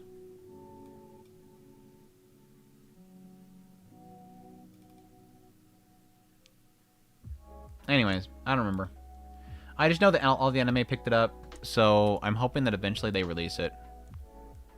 What's going on? I was trying to figure out what was going on with All the Anime, because All the Anime apparently had picked up the license of Macross from Crunchyroll / Nozomi Entertainment, was supposed to release it, but I haven't heard anything since then. But hopefully when that happens, it'll get a little bit of hype again. Anyways. I knew that Harmony Gold lost the lawsuit with Battletech and was finally freed up for license, yeah. And that's when both of them announced they were going to do it. But I'd love to see Macross just go to Discotheque for the physical. Yeah, anybody. I trust All the Anime, but I think they just got it picked up so late that they're just having to scramble to get it done. So it's not really All the Anime's fault. It's just it keeps getting passed around. And picking up all the anime Macross releases, I am concerned it's going to really quiet like the other release of Oshinoko. Don't say that. Don't say that. Don't say that. I hope for the best. I might contact them later to both see if they'll do a review copy and to see if there's any updates on it. I doubt they'll tell me. Let's see. Super 8 was okay back in the day. Dude, New Dominion Tank Police, dude. This show I fucking love, dude. I love New Dominion Tank Police. How many people are on Mal with this one, dude? 13,000. 13,000, dude. Dude, the artwork of New Dominion Tank Police is so damn good, dude. Is that JC Staff? Holy crap, I totally forgot about that. Of course, back when I watched this, I had no clue about studios and whatnot. I was like, cool animations. But I love the art style of the tanks in this one. They're so cool. They're like really small tanks. you don't know how people fit inside of them, like small tanks. Like they're small enough to go down like stairs and stuff into buildings. That kind of small. Not something I heard in a long time, dude. Dominion Tank Police was great. Yeah, the cat girls, the cat girl villains. Imagine getting cut by a tank. Let's see. I'm guessing that's a recap. Gundam Tri-Fighter's Island Wars? I forget if I like that one or not. I like the original Gundam build fighters. I wasn't really a fan of the sequels or the divers. I wasn't a fan of divers at all. Yeah, they were 11 super good, dude. They were 11 was super good. I bring this up every time there's like a who's the mole type of story, like Gnosia. When Gnosia came out, I was like, they were 11. It's they were 11. They even have like people there that like haven't like decided their gender and whatnot. That kind of stuff in the story is like futuristic space travel type of stuff. Who's in the ship that's not supposed to be there? They Were 11 was really good back in the day. How old is this? I got it. I rented it. I rented it from a store. 86. I watched it way later than 86. I watched it way later. I think I got it from Blockbuster or something like that. It was like way later. I didn't watch it back here for damn sure. I've been like barely like knowing what's happening. I think this released over here like mid-late 90s.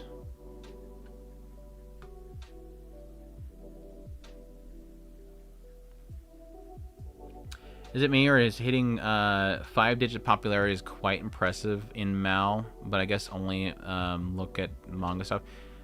Yeah, if you're talking about manga specifically, I think so, because Mal I think is majority anime fans. I don't know if there's statistics out there, but I would assume that there's more users that are anime related than novels and manga on there. It just seems like based every single time I look up any sort of source material, like there's barely any people on. Like they don't even have a rating. Whereas every anime that I've ever looked at all have ratings. But I would probably say like once you get to like 40 to 50,000, I think that's pretty, like that's decent. Really good is breaking 100,000. Like really good is 100,000. 200,000, really good. Like really, really good. Million, you have to be like a shonen. A million, you have to be like a shonen, a big shonen. But yeah, They Were 11's a really good one. If you're okay with an oldie, a goodie oldie. It's very older style, for damn sure. 80s stuff. Close these. Close these. Let's see what else. Hare and Goo. Hare and Goo is super good, dude. I have to put this into like a perspective here. When I watched Hare and Goo, I watched it with my friend that got me into anime. And I really liked it. And then I went and watched, I think, all of it after that with my brother. And we lost it. There was so many like goofy jokes in it that we to this day will regularly bring up. For the listeners of the podcast, when me and Chris were doing the podcast, if you ever heard us talking about the take the subject, put it in a box, put it, drop it in the river and set it on fire, put it out. We always make that joke. That was from this show. Like, he literally just tells her to like get rid of something that she keeps bringing up or something like that. And she puts it in the box. He's like, no, take it out of the box. No, now set it on fire. No, put it out. And she's literally taking the object and setting it on fire and putting it. It was like the stupidest little bit. It was so funny. But like it's like bits like that me and Chris still to this day bring up because we had so much fun watching this together. Like just the goofiest dumb stuff. The concept is that she is like an alien, like not human, and she reveals like her identity to him only.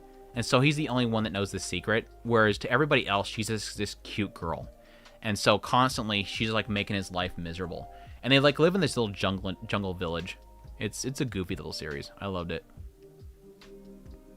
Hard to find too. I wanted to buy. I really badly at some point wanted to buy it because I think Nozomi Entertainment. Was it Funimation? I thought it was Nozomi Entertainment released it, and I really badly wanted to buy it. Sylvania Hinamatsuri, yeah, it's got a very similar vibe to the comedy. Very similar vibe to the comedy. And what else? What else? Yeah, my anime club introduced me to Baka and Test and Mob Psycho 100. That's some good stuff right there for an introduction, dude. No doubt. I didn't finish Baka and Test, but some good stuff. Mahou Shoujo Nante Moi Desu Kara was actually really cute.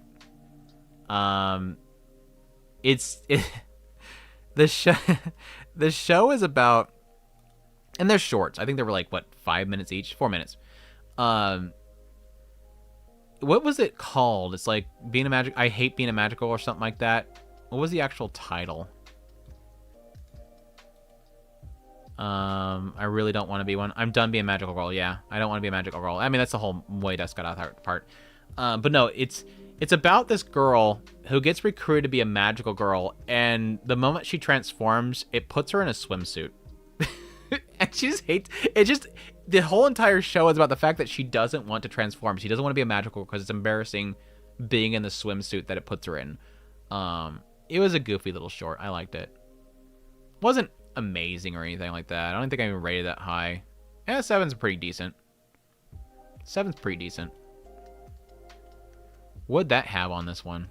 14,000. Yeah, we're still in the teens.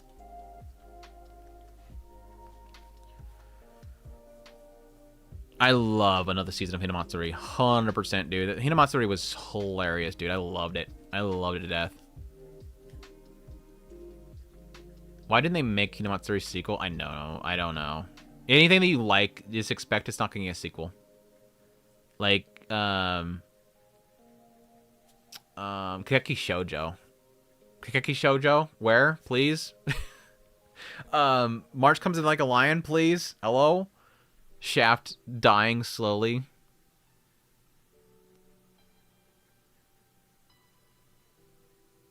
Bartending scene. Do you mean the child exploitation scene? Child labor stuff? I need more Gundam shows like MS Igloo. You're joking, right? Are you trolling? Are you trolling? Advance of Zeta adaptation? You're trolling. I think you're trolling. My tastes are pretty much easily leaning closer to Adult Swim Golden Era arcs. Black Lagoon, Eureka 7, Samurai Champloo, Cowboy Bebop, Kids on the Slope, GTO. Dude, those are all bangers. Throw some Beck in there and you got it. You have that era. You're not joking.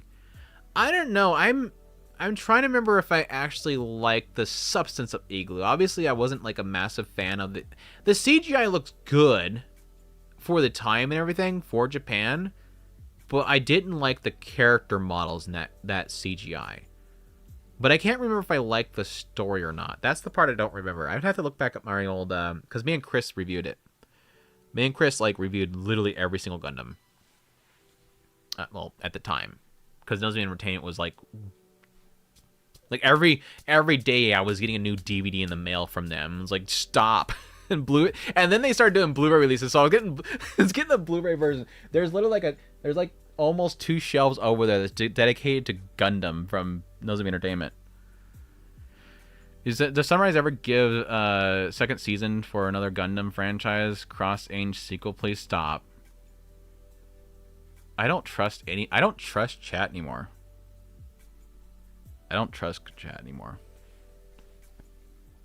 There's nothing to sequel cross-age. The story ended. Let it die. The sister got her comeuppance. There's nothing else to tell with that stupid nipless show. There's nothing else to tell with that nipless show. Innocent Glue is fun show. The other side of the 1 year. Yeah, that's true. We could see the side of the 1 year war, and the other mechas seem to be overlooked. Yeah, you're not wrong.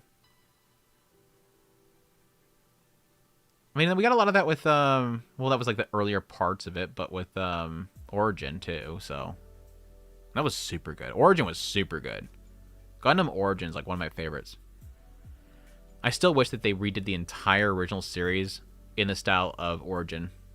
Like, take the original one, correct the pacing, and retell the entire story in Origin style. You guys remember Kodocha? I still love that show. I don't recognize the name. I dropped Black Lagoon like 7 episodes in, or maybe 8. I don't remember if I've actually watched all of Black Lagoon. I have it. I mean to rewatch it. But yeah, the art might need some touching up. Yeah, and like I said, it's really in the character models. It's the character models. A retell of the original Gundam would be glorious. Yeah, because it's just hard. Like, a lot of people want to get into Gundam, and they think that they have to go watch the original, like, was it 87? Like, the OG Gundam, 79. The OG's Gundam, and it's like, ugh, it's so daunting. The pacing's so old, dude. Yeah, 1979. The pacing of the original series is not great. Like, having watched it recently with the Blu-ray release, it's not great. Shall we continue on the list? You'll know, it just happens when it happens, man. It just happens when it happens. Maybe start with Origins. I don't think you can. I mean, it wouldn't be bad. I don't think it would be bad to do that. It's just, it's hard to go from there into the original series, though. Like, you go from watching Origin, which is like movie quality these days, to that. So that's rough, dude. Tombo was decent, but I expected it to be this low because it was Amazon. This is an Amazon release, so it's going to be probably like 14,000. Yeah. Tombo's okay. It's a pretty good, decent sports show. It's not. I wouldn't tell people to go out of their way to watch it. 08th MS-Teen is one of my favorites of all time, dude. I love 08th MS-Teen, dude.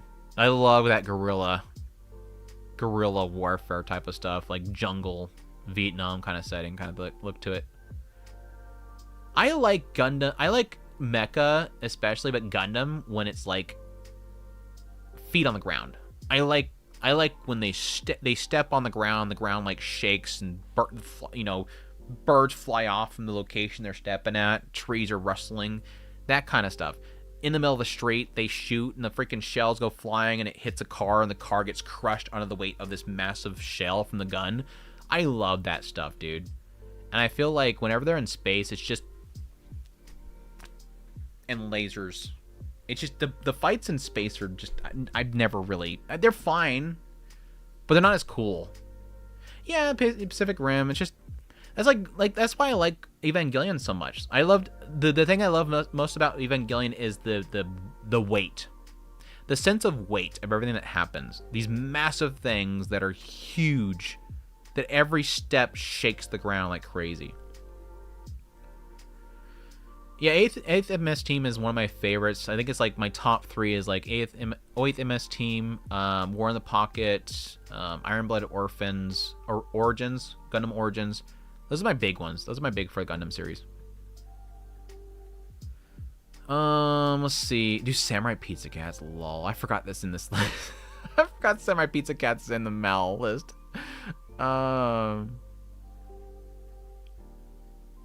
Punidu is a Kawaii Slimu. Mormis Monochrome. Utawada Mono. Saber Moriote. A Manchu, jeez. Wait, oh, that was an extra. Okay, I'm like, why is a Manchu so slow? I thought a Manchu was huge. Dude, Gekidol was weird. Gekidol it's weird. Your soul's weighed down by gravity. That's deep, Ryder. It's deep. Gekidol was weird, dude. I'm not even gonna talk about it. If you want a very weird idol show, watch Gekidol. Don't expect much though. It's just weird. Dude, Armitage 3 being this low is criminal. But again, it's an older show. Armitage 3 is super good, dude. It's very old, like, robots can be humans too type of story, but 17,000, dude. The music is so good. The ending is emotional as F. She rides a freaking bicycle into somebody. She's a badass, dude. It was good. This was like prime time, prime Ghost in the Shell hype that this came out. And this was like right alongside Ghost in the Shell being like super good sci-fi action shows. But yeah, I highly recommend Armitage 3. Yeah, this was during a time where they were pumping massive amounts of money into anime still. So the budget, and it was super good too. Armitage goated. Armitage great. Andrew, can't stay today, but wanted to wish you the best. Same for AI Chris in the chat. All right, take care, DeHalt. Thanks for dropping in. Hope you're doing well. Older show plus this movie. How is Armitage 3 this low? Again, because it's an older show. If it's like pre 2008, I would probably say pre 2008. It's going to have like a lot of people that are signing onto this website that have never seen it. A lot of the people that use Mal are basically reporting like newer shows they're watching. Barely anybody watches older shows, unfortunately. And a lot of people that watch older shows don't care about Mal. I've noticed that too. A lot of people that like retro anime, they don't really care about Mal. Miss Show by Rock. Show by Rock was good. The first season especially. Dude, what? 46? They need to lower the expectations a bit. Dude, that was... it was made back in the 90s, dude. Like, they didn't... This is all, like, super... This is all, like, stuff that's happening now. So it's like, back then, that was the future. We're getting to that point now where we're running into things being like reality, or things being, or the time these shows are taking place in are getting very close right now. And what about Summer Pockets? You made a video about the first route long ago. It was great watch, but pacing was a bit wonky in a few routes. I gave my thoughts on the end of it, I think in my tier listing video. I enjoyed it. I felt like the last arc, like, was mostly all of the second core, I felt was too Clonod.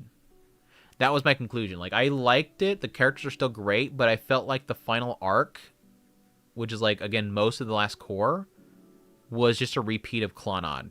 And so it felt very samey to me. I think new people that have never watched Clonod will probably still really like it, but, like, it was too samey for me. Dude, Midori no Hibi Days. Is it on the screen right now? Or somebody bring it up? Midori no Hibi Days is super good. I love Midori no Hibi Days. Very curious the new Gets. Dude, I am super hyped for the new Gets. It looks incredible. The PV looks incredible. Was the same as Clonod? Summer Pockets. Summer Pockets, when I watched that show, it felt very same as Clonod in the comedy, which is a good thing. The comedy, the chemistry, and everything was very similar to Clonod, which is a good thing. The problem is that I felt like in the second core, its overall plot line was very similar to Clonod. And that was a bad thing, because it made it boring.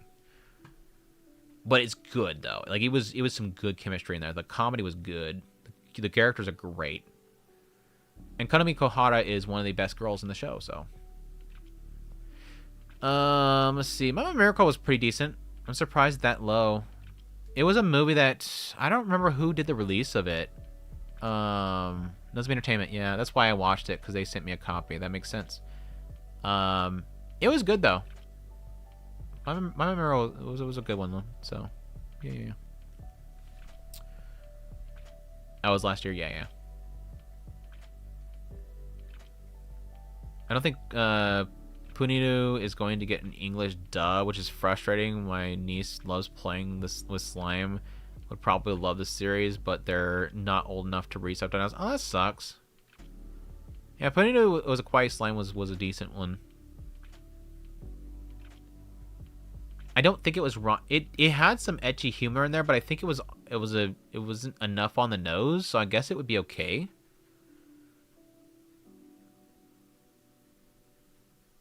It's very childish ecchi humor, so it wasn't like explicit, so I guess it would be all right. I mean, you know. I mean, you know what the boundaries are. But that would have been a good one to have a dub for that sake. Yeah. Love Summer Pockets. Klana made me cry so damn hard though. Yes. Tenchi Forever is what they were trying to do with franchise. Anyways, with every franchise, let's be honest. Martian successor Nadesco, good stuff there. There's Show by Rock. To be honest, I was not a fan of the new Show by Rock. That's why I have it a 5. The original Show by Rock I really liked, but the new Show by Rock was not. I wasn't a big fan of this one. Ganbare Doki-chan.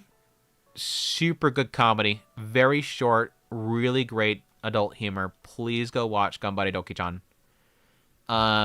This is like office worker stuff.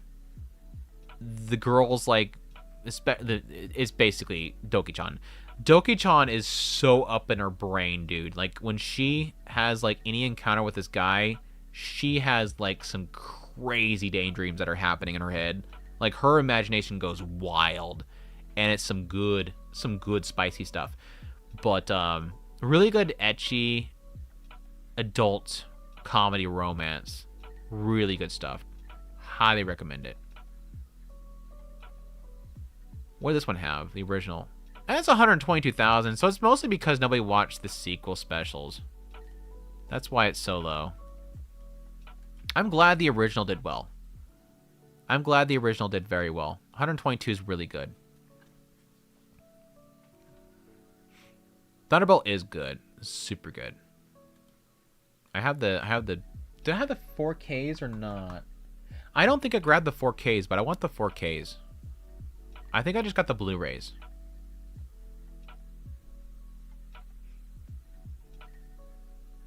The manga recently ended. Thunderbolt, yeah.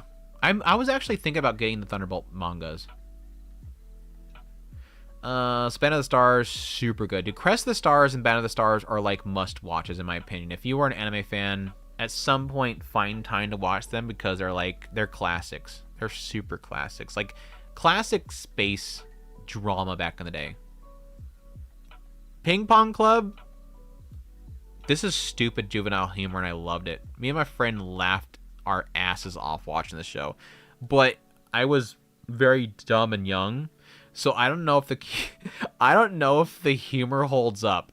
But Ping Pong Club back in the day was stupid funny and I laughed too much. To give you an idea of the humor of Ping Pong Club, they of course have this club, and they have of course the public bathroom with the public showers, and this old lady goes in there at some point and she has the saggiest chest possible and she gets it stuck in the drain. That's how dumb raunchy the humor is. Her sagging bags got stuck in the drain. One of the guys, his secret technique is because he wears shorts so short and up, he tries to do his opening shot by jumping up the air so that it hangs out. His junk hangs out and distracts the person. That's how dumb juvenile the humor is in Ping Pong Club. Definitely re-banner of the Banner and Crest of the Stars, yeah. Who thought an anime about child idols would have that kind of production value? Dude, yeah, U-149 was super good looking. When you say juvenile, I think Grand Blue. It is pretty much Grand Blue. And honestly, that's probably... If I was in the culture of, like, Grand Blue, which is, like, more college humor, I probably would have liked that one more. But I was never in that group. Yeah, it's not ping pong. Ping Pong the animation. Ping Pong Club is not Ping Pong the animation. Never seen Crest's Stars series, but I collect the novels of it and my watch list eventually. Nice. I'm pretty sure it's less about ping pong. Yes, it is. Well, I mean, they do competitions. Again, they have their own styles for winning. Now, wish for After 20 would get the same treatment. Kind of want to continue where he left off with Kodacha. What's a great comedy? Daily Lives of High School Boys is really good. Daily Life of High School Boys is really good. Yeah, U-149. I'm not like big on it. I'm not big on U-149. It's like it's one of those series where like it goes through each of the girls, and of course the producer guy is having to help each one of the girls out with their issues and helps them, you know, get up on stage or improve their standings or whatever. I found like 3 of the stories good. Like 3 of the stories were really good. Momoka's episode, super good. Momoka's episode is super, super good. I really liked Maria's episode. I want to say that Risa's episode was good. But that was pretty much it. Like, there was a couple of them that I really liked. And the rest were, like, okay. So that's kind of the problem that I have with U-149. Yeah, production-wise, it was really good. The music was good. But, like, I didn't really care much for all the stories. Momoka's, though, is really, really good. I love Momoka's story. Momoka's episode was super good. I still watch my clip from the bungee jump scene, like, regularly. It's, like, so good.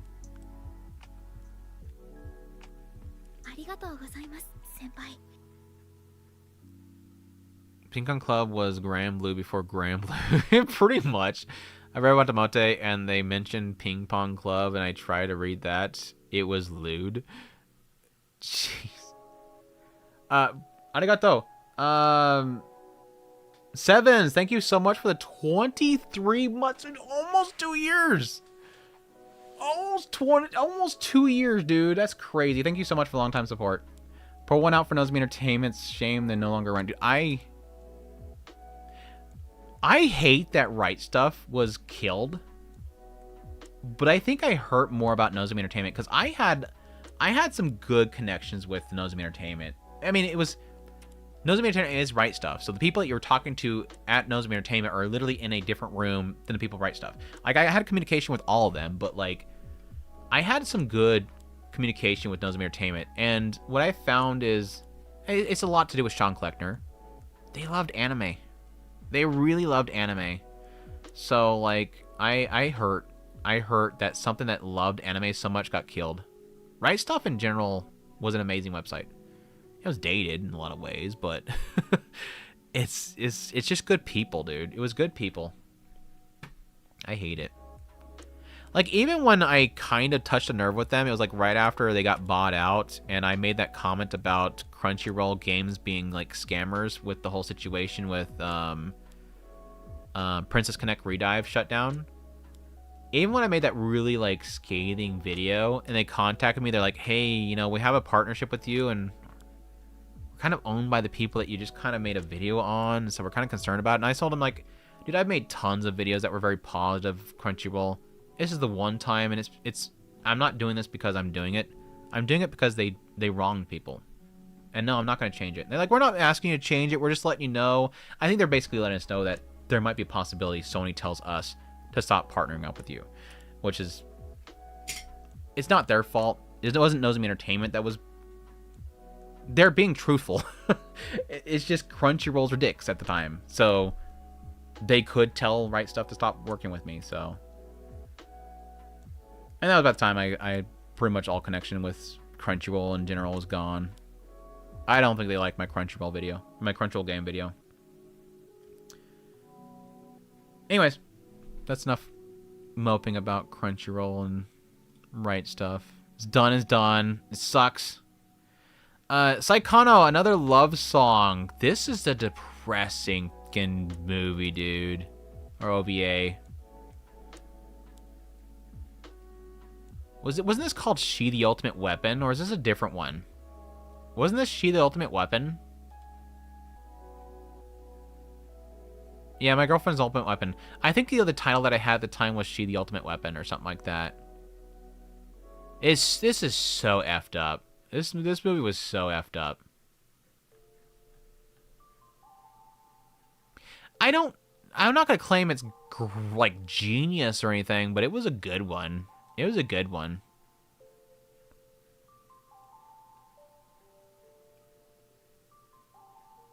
Yeah, She the Ultimate Weapon was the English title. Yeah, yeah. I don't know if I have it still. Let's see if I have it. I want to say I do. It would be DVD. Oh, there's that. I gotta show this off.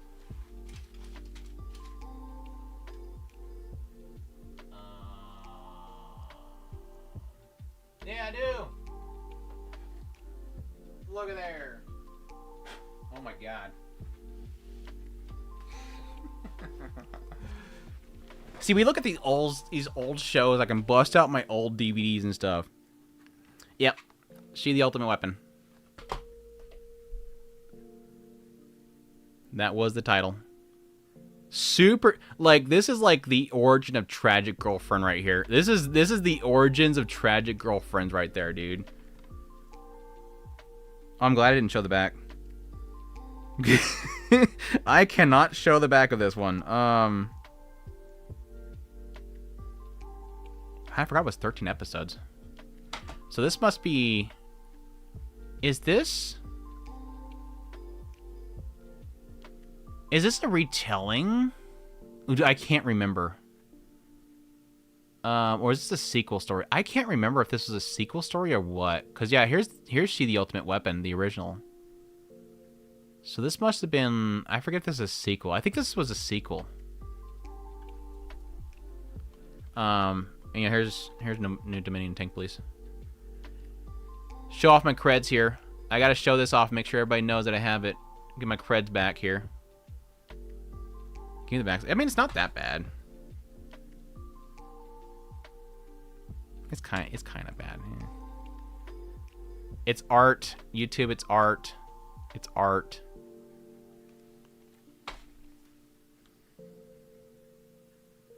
Oh, they got the cat girls on the back on this one.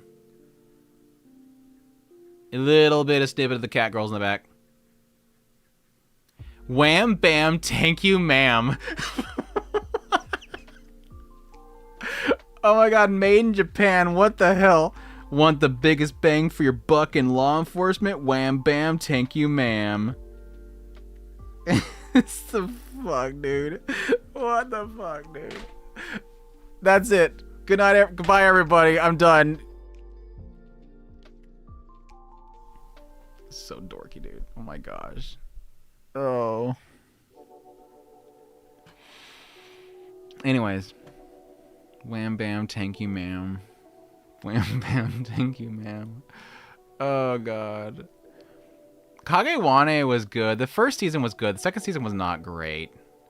You can't really top that. No, you can't.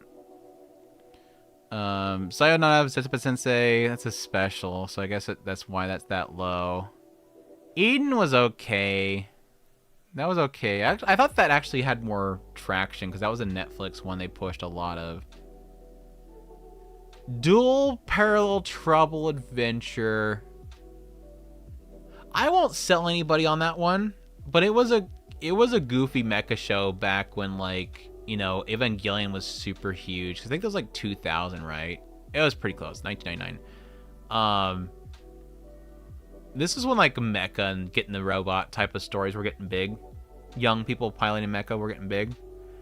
This stupid concept here was a dude like gets transported to another world where only females can fight in mechas, but yet he could. And so they have to dress him up as a chick so that he can pilot the mechas. They have this goofy little bit where like the scientist guy makes him a plug suit with boobs, and they're like sitting there testing it out and going, "Wow, yeah, these are really real." It was so stupid. But yeah, it was all right little series. It was all right. Duel was something I watched on TikTok. Yeah, I remember it was on one of the channels. I'm here just to watch Roxy. Roxy right here. Oh, she's off screen right now. Rakashi. Are you want me to put on the art back screen for you? YouTube can't tell the difference between art and inappropriate content. I believe it relies on AI content moderation. Well, that and people flagging it. People flagging it too. If you make somebody upset with your take, they're gonna flag your stuff constantly. I've had times where I have had periods of times where like suddenly out of nowhere things are getting flagged like crazy, and I'm like, yeah, somebody's probably upset at me. We're all watching for Roxy, 100%. Dude, Muv-Luv Alternative was this low? Are you joking me? 21,000. I mean, we're getting up there, but 21,000's kind of sad, dude. 21,000's kind of sad for Muv-Luv. I enjoyed Muv-Luv. I even had the creator comment on one of my videos. When I was covering Muv-Luv, I had the creator actually commented on one of my videos. I was super happy about that. It's a cool dude. The creator's a cool dude. Mudblood. Mavu-lavu. Mavu-lavu. I still need to just do this series, like the visual novel. While I was covering the series the entire time, I was like, dude, you need to just check out the visual novel. I'm like, I'm enjoying the show. Let me enjoy the show. I don't care that it's missing stuff. It cuts stuff. I'm enjoying it. Yeah, Tech TV before was G4. Yeah, that goes back, dude. That goes back.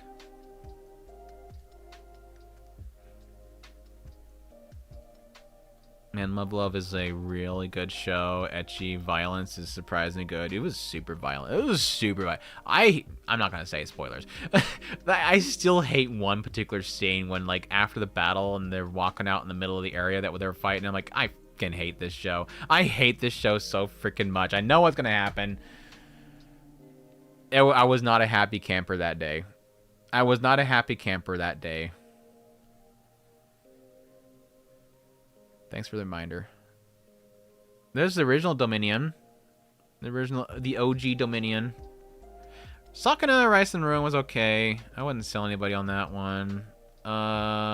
Slayers. Dude, Slayers. Dude, I seen some gifs of Slayer the other day, and I'm like, holy crap. I think it was in our Discord. I'm like, damn, I haven't seen Lena Inverse in so long. I love Slayers. I would actually really like a Rama 1/2 remake style do of Slayers next, because they're doing Magic Knight Rayarth. Again, they're doing the Ranmas. I still think they're going to do Mason Kikaku next, but if they did Slayers, that would be really good. I would love a remake of Slayers.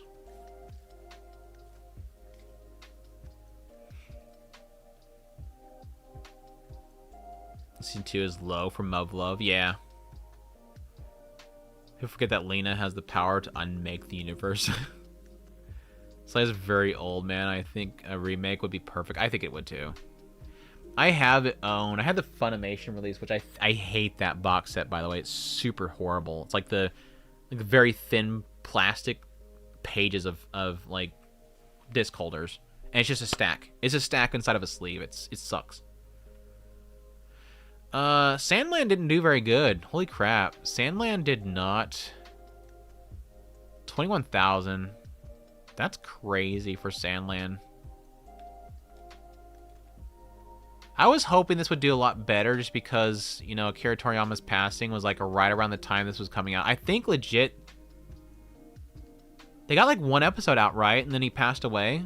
It was like right around the time he passed away this came out.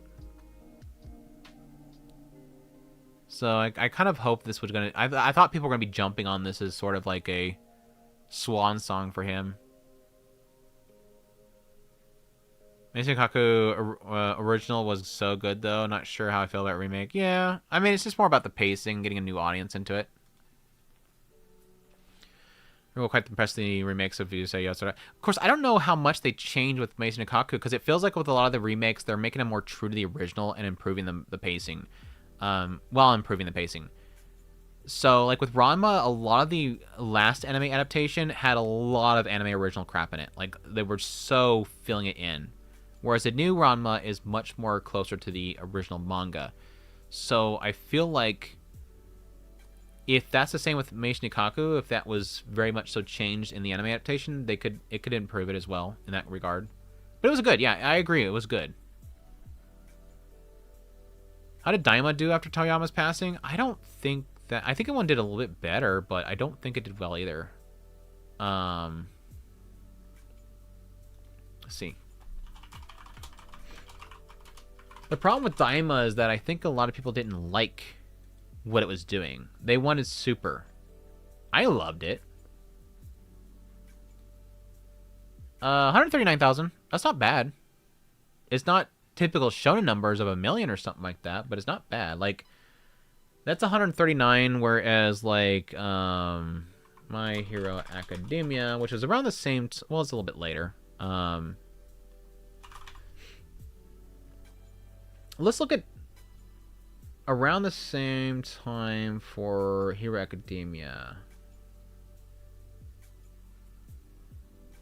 which was the 7th season. That's closer to Daima, right? My Hero Academia's 7th season had 483. So it's not a horrible difference there. But I do see a lot of the older fans that were into Dragon Ball not doing Mal as much as my Hero Academia fans. So there's going to be obviously a difference in user base too. I'm just glad they're going to be making Daima be canon because I liked it. And I think it has a lot of really cool story elements added to it.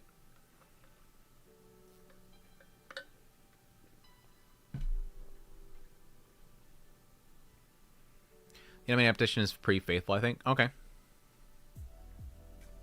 Yeah, I think Disney gels some of the anime. Older anime look less smooth as newer releases. Yeah, that's the main thing. It's like, it's not just... It's not an aspect of, like, correcting past mistakes, which I think Ranma is technically doing with the removal of a lot of the added stuff. It's more to give it a newer paint coat because people these days won't watch older stuff. They don't like the aesthetic of it. They find the visual art style unappealing. The older color tones, the old animation styles, it's just not appealing to newer people. So giving it a new, fresher anime style to it technically does make people want to watch older stuff. Yeah, aspect ratio is a barrier of entry for some people, sadly. Like, they do not like 4:3 ratios. They want widescreen. Why doesn't it fill up the entire screen? Yada, yada, yada. It's sad. It's sad. Who was it recently that talked about that? Oh, it was the guy that was talking about One Piece. The Wit Studio guy that was talking about One Piece. He said that. Like, there is an element where people just don't want to watch One Piece. They probably have done, like, surveys and stuff, had found, like, we want to upgrade this because people legit don't want to watch... They don't want to watch episode 1 of the original One Piece. It's just unappealing to people. They want a newer style. They want new animation methods and whatnot. I think some of my friends watched Zeta, which I watched and loved, and they haven't watched it because of the anime style, yeah.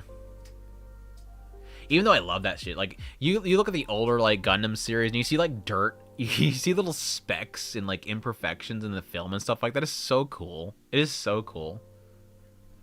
I'm enjoying Mao. It reminds me of Inuyasha, but the new anime is cleaner. Yeah. I understand why One Piece is getting remade. Their pacing is atrocious. That's my thing. I don't want to get caught up on One Piece because the horror stories about the pacing, I don't want to. I'd rather read it. If I legit was like, I want to get caught up on One Piece so I can keep up on the new ones, I would read it. Yeah, I like the dirt and grain. I like the idea that I've showed this before.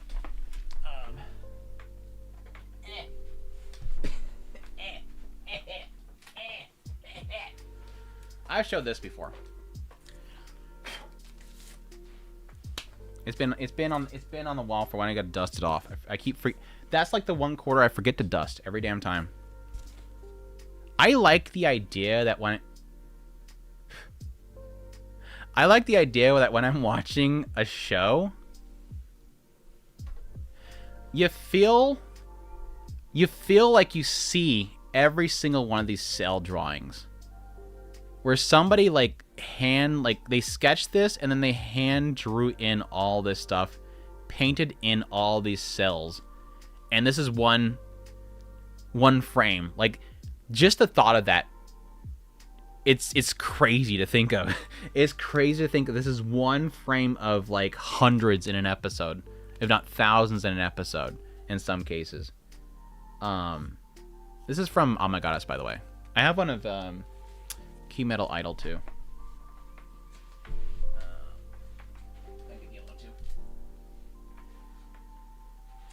Let me dust this one off too. It's a small one, but I have one for Key Metal Idol too. Again, I think this was like a shot when she was on the roof, and like every frame was like the wind just blowing her shirt, and her hair was probably fluttering too. Like how many frames? And they probably repeat the frames once they got like a cycle to it. But like, dude. Yeah, it's cool. You got the name. You got it right. She was like one of my favorites. Obviously, my waifu was Beldandi. Like I have, oh yeah, she is right there. Right back there. That's Beldandi on a rocket. A very questionable-looking rocket. But no, like when you watch those, I mean that's like Escaflowne. Like I rewatched Escaflowne when they did the release from Funimation, which was like a horrible release they did. I'm still pissed off about that Kickstarter. You want to watch Escaflowne, like I didn't like it as much as I used to. Like it was one of those ones where I'm like, it was great back in the day, but it kind of didn't age very well. But like, dude, just like the animation in Escaflowne was insane. Those mechas in Escaflowne, so beautifully drawn, great designs to them, just duking it out, was so good. I mean, that's like Evangelion. Evangelion, like the incredible animation in that one, frame by frame, sketched, sheet over it, hand painted, is so crazy. You got some cells of various tension. I got super into Mandarake for a while. I really should keep it on, but Mandarake stopped like posting a lot of stuff on there. Like they had a whole bunch of cells at some point, and they sold out of them. They didn't really restock them. But that's like what I want to do. Like if I ever go to Japan, is try to find some like places with some bins of cells. I think most of them are kind of cleared out though. People love clearing those things out and putting them on eBay.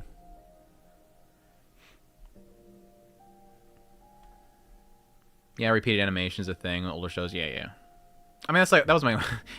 It never changed. Like I made a big criticism of that for Kill la Kill. Like everybody's like, oh my god, it's just so incredible. Like it's just repeating the same damn animation over and over again.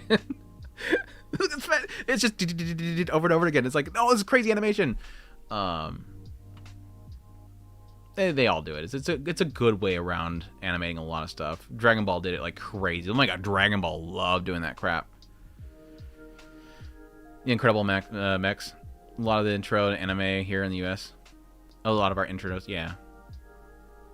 The over-the-top antagonist in Escaflowne is what dates it for me, yes.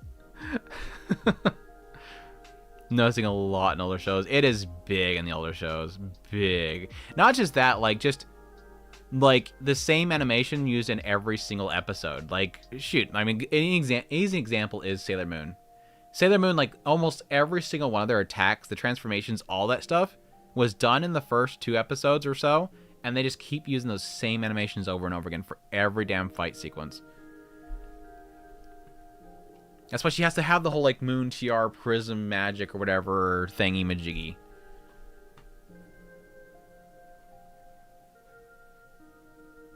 The end of reveal blew my mind, though. I love that. If it ain't broke, you are true. Dude, Pastel Memories. I love that every time I think about Pastel Memories, I can never remember the name. Pastel Memories is the show that every time I try to think of it, I can never remember the name. This was a show that I brought this up a couple times. Pastel Memories is a show about girls that work at this one little manga shop, and these creatures attack the books to erase them, and they have to go into the books, to the stories, and destroy the bug. And every book is a different play off of a different series, like Is the Order a Rabbit. And several of the episodes actually got taken down because they got under legal issues. So, Wolfos! Welcome, Wolfos. Hope you're doing well. Hope things are going well for you right now. Kill la Kill and Franks just felt like a creative crew chasing the same high that Gurren Lagann brought out. Franks, I think, yes. I agree with you with Darling the Franks. But I think Kill la Kill is something different. But I mean, that's their thing, right? That's their style. I hate resellers, but Japan can't see a reason to ship other countries besides the local community. Some entrepreneurs will go to eBay twice. Yeah, I don't have a big problem with the resale aspect there. Don't get me wrong. Screen not showing. Oh, sorry. Sorry. Pastel memories. Doing alright. Just been working all day and still working. I feel you. I feel you. Well, get some rest. Get some rest. If you guys don't know, Wolfo's Untamed over on Twitch. Really great person. Really love their streams. That's on your end. He's on the screen. 5.34, not greatest. Dude, no, this show is trash. No, don't get me wrong. I have you see down here, this show is trash. I am not selling anybody on this show. I just find it funny that every single time I think about this show, I can never think of the name. I legit can never remember the name. No, this show is trash. Pastel Memories was trash. The only good episode was the Izzy You're a Rabbit episode, and that was because I just love Izzy You're a Rabbit, so it's funny seeing them do a spoof on it. It wasn't a good spoof. It's that amazing anime never find the audience they deserve. Denno Quill sticks in my mind on fairly treated masterpiece, even after all these. Dude, Denno Quill, super good. If anybody's not watched Denno Quill is really, really good. What do you think of Plastic Memories? I don't like Plastic Memories. I think you know that, and that's why you bring it up. I don't like Plastic Memories. I liked a couple episodes of Plastic Memories, but I didn't like overall. I think it's a good concept. It's a good concept. I just wasn't a fan of it. Plastic Memories, for those who don't know, it's about like, wasn't like decommissioning the robots and stuff like that, and they had to stop some of the robots as well. But like, it's like these caretaker robots, and they were decommissioning them in some cases. And so there was like this whole aspect of like, you know, the separation from the family, which is heartbreaking. Some of them had problems and whatnot. That's, if I remember correctly, was a concept. And yeah, so each one of the people that they end up going to, the different robots, all had different stories. The first ones were heartbreaking, but after a while, I just... good concept. What else? Blade Runner if Roy was Gear Blade Runner if Roy was Gear Girl. Okay. Sure, yeah. I won't contest it. What else? Bunch of testimonials, more Slayers. We talked about those ones to death. There's like a million entries for these ones. My life after I became a dummy head Mike one morning.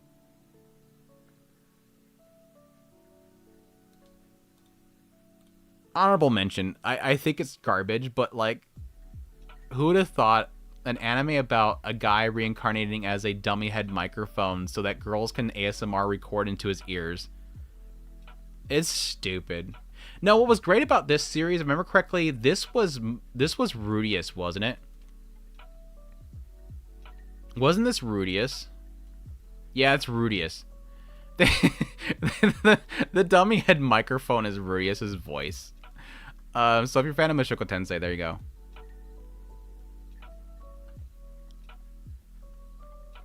Yeah, Galaxy Express. This is a sad one that there's not many people on this site that have it. This is probably up there in like, what, 30,000? 24,000. This is a classic, though. Galaxy Express 99 is a classic. It needs to be a higher rating. Heroic Legend of Arslan was really good as well. I'm not a big fan of the new Arslan. It's okay, but like, I remember the old one very well.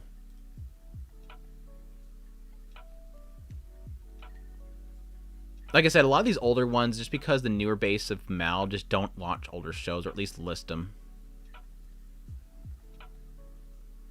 I saw Galaxy Express 99 in the TV Guide. I think it was on Sci-Fi Channel, wasn't it? I think Galaxy Express 99 was on Sci-Fi Channel for the longest time. Like Plastic Memories, watching the robot girl and the dude work together, slowly fall for each other, even though they both knew that she was going to lose her memories after a few months. It's sad, yeah. I don't like when it's like I've never been a big fan when it's too telegraphing. Like, very similar idea here. I didn't like Your Lie in April. I think it was a beautiful show and it had a lot of great moments in it, but I didn't like Your Lie in April because of that same problem. I don't like it being too telegraphed that something bad's happening. You have opinions on Beatless? I feel like Beatless with AI always being on the news, it's more relevant to our world now than when it was released. Beatless? Beatless. Beatless.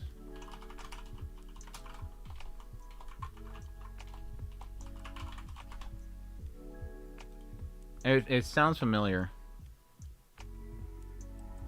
Oh, I didn't finish it. I didn't finish it.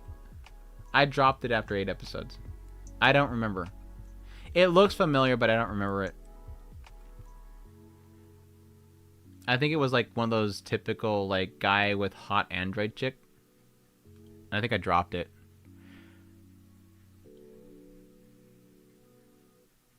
Yeah, it's like a 6.3. You have a Beatless figure. The designs are good, so I don't blame. I ain't gonna hold that against you. I ain't gonna hold that against you.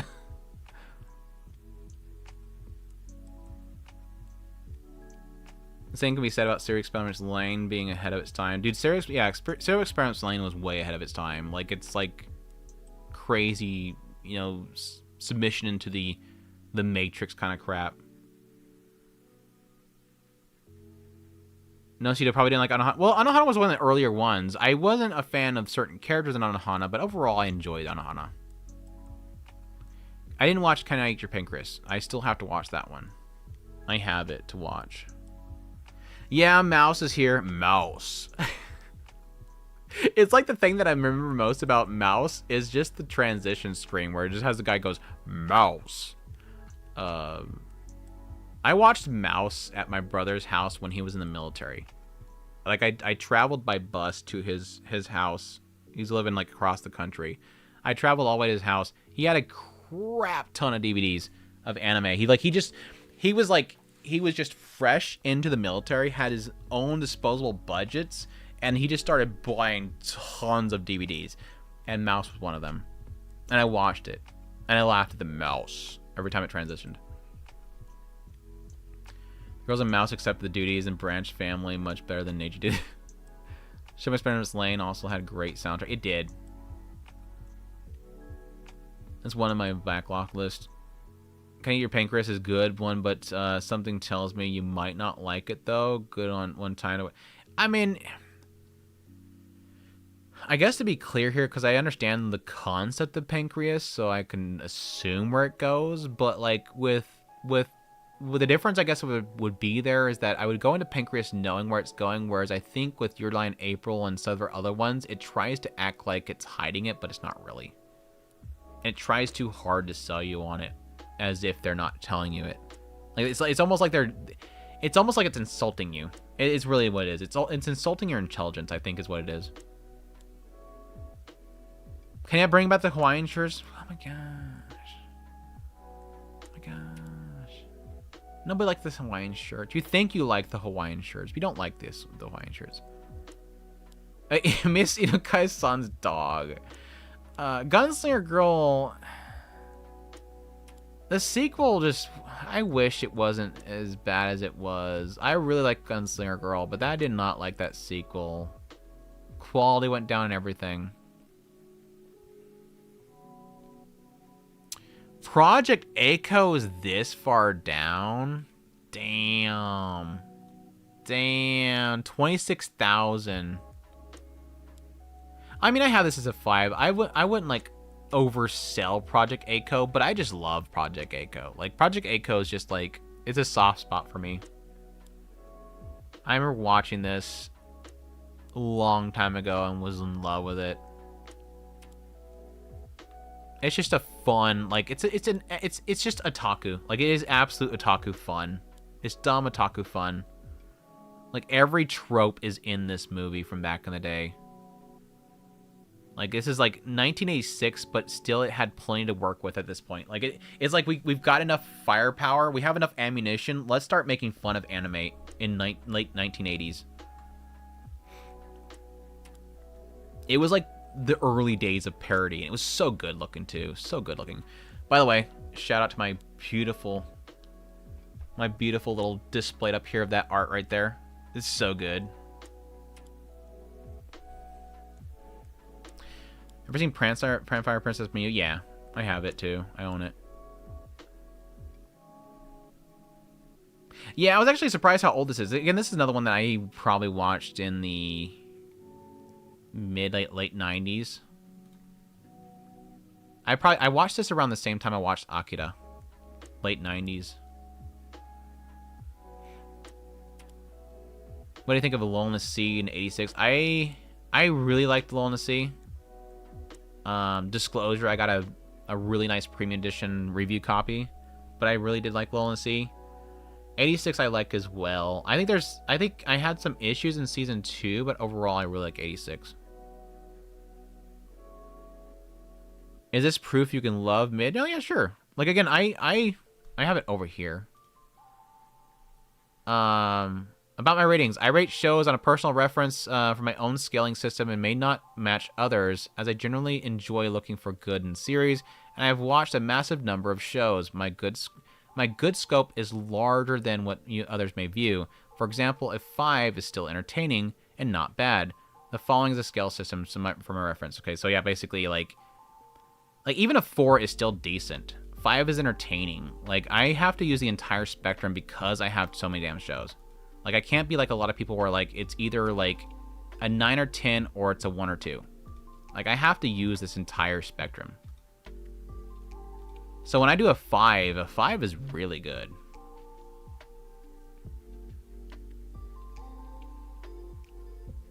Will I rank Engage Kiss? I think I gave it, like, a 4. Engage Kiss's biggest problem was that it was an advertisement. It leaned too far into being an advertisement, unfortunately.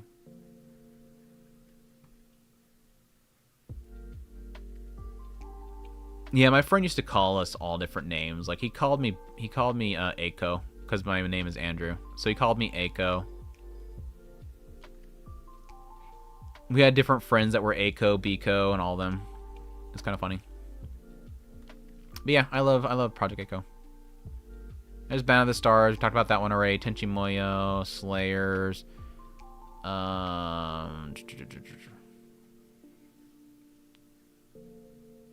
Fate Zero Remix. Oh, okay, yeah. Oh My Goddess.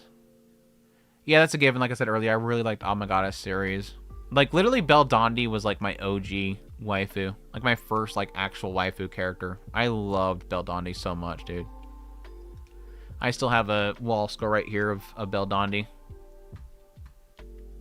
And when that figure came out, I was so excited because there was only like one other figure that I seen was decent looking. Rizzlemine, dude. Rizzlemine is super raunchy goofy. I really like Rizzlemine. What is Rizzlemine at? 24,000?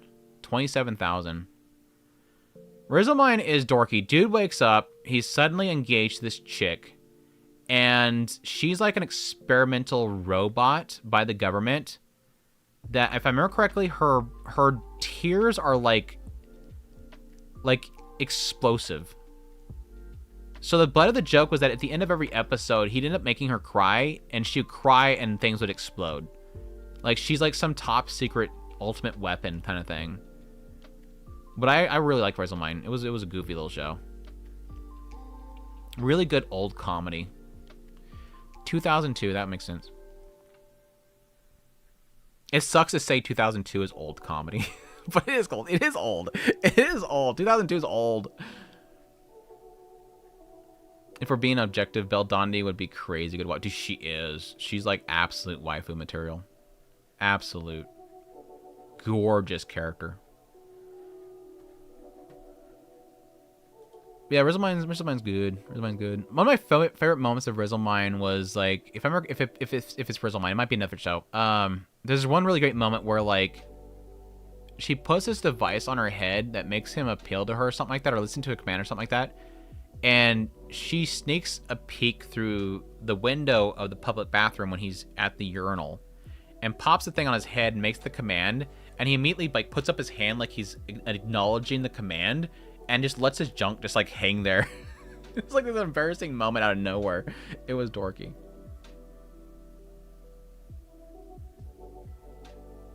Don Machi has arrived. Are we at Don Machi now?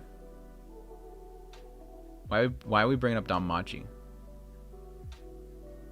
I always like Erd. I like edgy side of her. Yeah, I do like Erd too. The design's great. The character designs in general and Oh My Goddess are really great.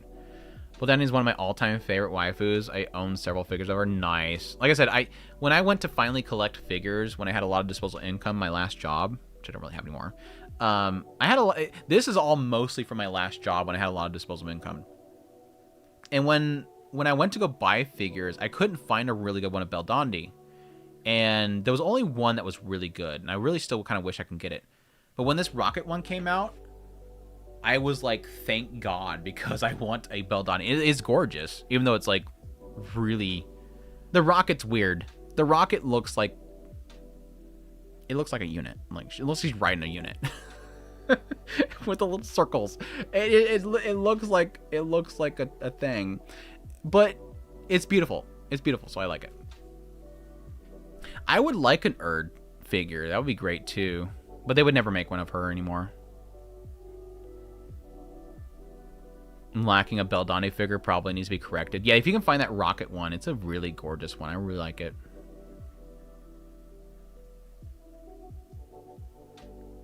Sad getting no figures of old shows is next to impossible. Yeah.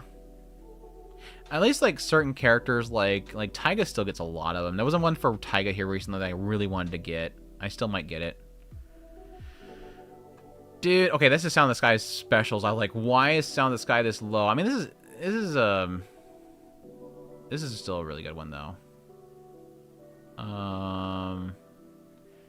The Great Monkai chapter. Was that where it started getting bad for me? No, this was the second season, right? This was the second season, right? Monkai chapter's second season, right? I think it was still okay back here. Why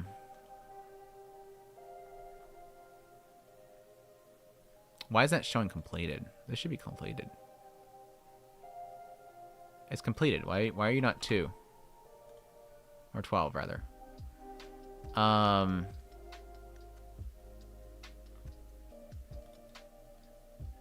is this the second season?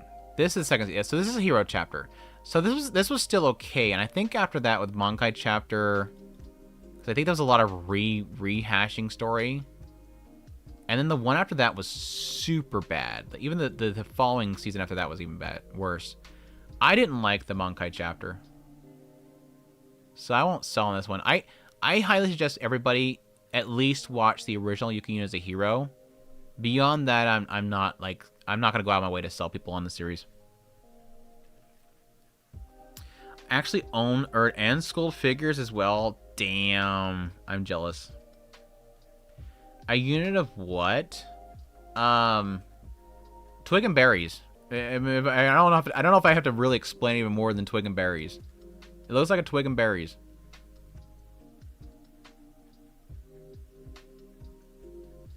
Sound of the Sky is great atmosphere and vibes. I love Sound of the Sky, dude. Sound of the Sky, it legit made me cry, dude. The ending made me cry so much. I really liked it.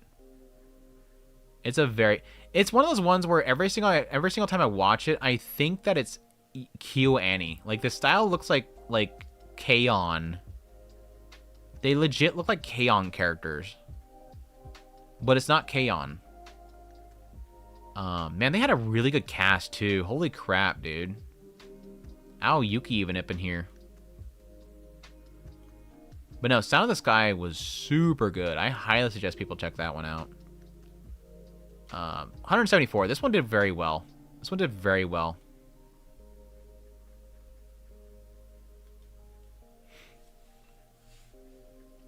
Andrew, how would you rank the thriller full of twists and turns? I want you to show me your Pantsu with disgusted look on your face. I've only watched 2 episodes of it, but I really like it. Well, whatever did a thriller happen after that? I really like the demon one. There was a big twist in that one. I really did appreciate that twist. Thoughts on Welcome to the NHK? I tried to watch it a long time ago. Something about it made me stop watching it. I honestly could not tell you what that was, and I've been waiting to go back and rewatch it for ever since then. So that's my thoughts on it. I know it's incredibly good. I stopped watching it for reasons I don't remember what it was, and I need to go back and rewatch it. I don't even remember how far I got into it, but it's really good. Like, the concepts in it are really good. I just don't remember why I stopped watching it. Encouragement to Climb is super good. It sucks that this is that low. I love Encouragement to Climb. 28,000. Encouragement to Climb is super cute. I love the characters. I love the... It's a lot to do with, like, getting out, meeting people, getting out of your comfort zone, overcoming challenges, at the same time having fun together and doing rock climbing and stuff. There's a lot of really good stories in there. I love the characters. I do highly suggest it. Yeah, it's one of my favorite cozy. I like it more than Eurocamp. Like 100% love it more than Eurocamp. What's your favorite tragic anime? Mine's Wolfrain. Dude, Wolfrain is pretty rough.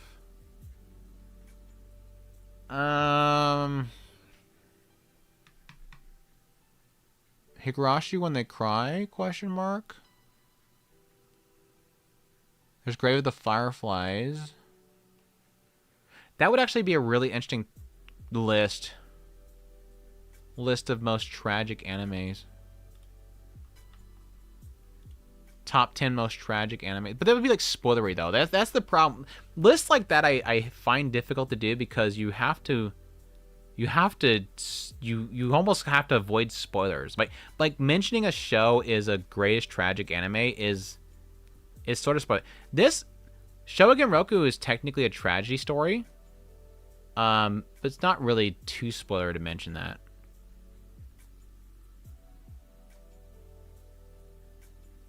Like most of Shogun Roku is about overcoming the tragedy. That would probably be my highest rated one because that's my top 10 anime of all time. What else?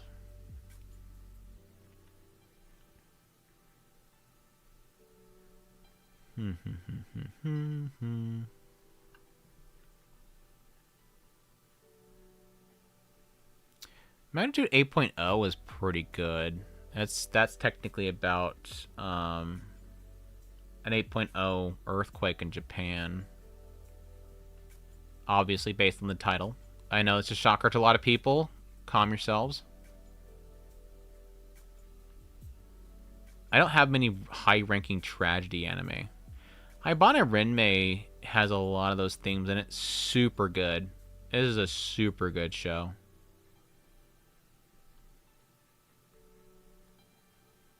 Little Spider Girl is a really good one. I don't know how to find that. I'm assuming that's on YouTube somewhere. You could probably find Little Spider Girl. What's the Japanese title? Wasure Nagumo. Really good. It's very short, like probably like 5 minutes. Oh, it's 25 minutes. I thought it was shorter than that. It just it just goes so damn fast. This man has great taste. Well, thank you, Kirby. I appreciate it.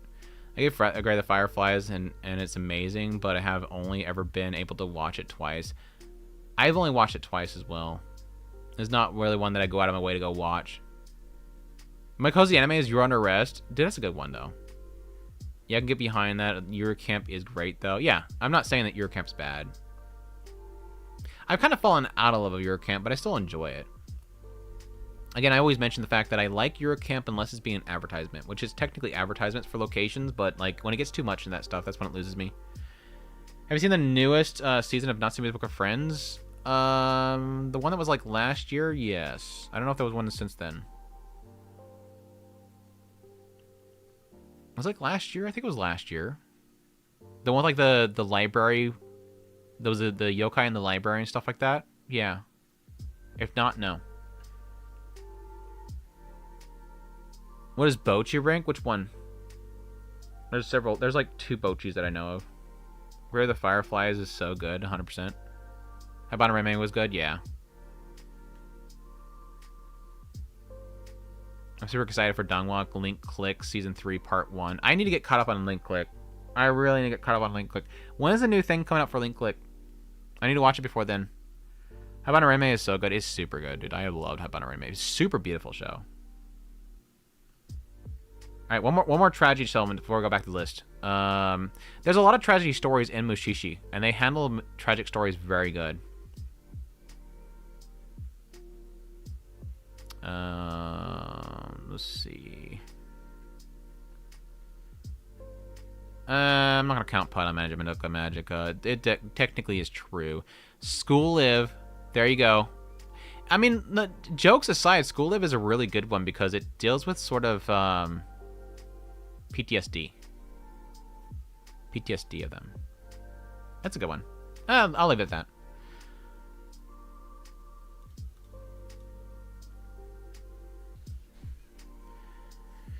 And I saw a figure, Inori, any medalists you might like. No, I don't need to buy more figures. I don't need to buy. No, can't do more figures.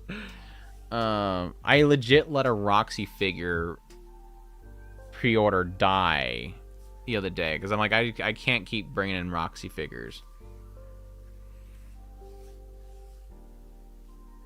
Is there a new Made in Abyss coming November? I saw Japan clips recently. There is a new season coming, or not a new season, but I think it's like a movie or something like that. But yes, yeah, trilogy. Because there's not really much that they can adapt right now. When the last season ended, they didn't really have like it was legit like up to the manga. So there's not like a whole bunch they had. So I'm assuming they had to wait and had the script from the writer.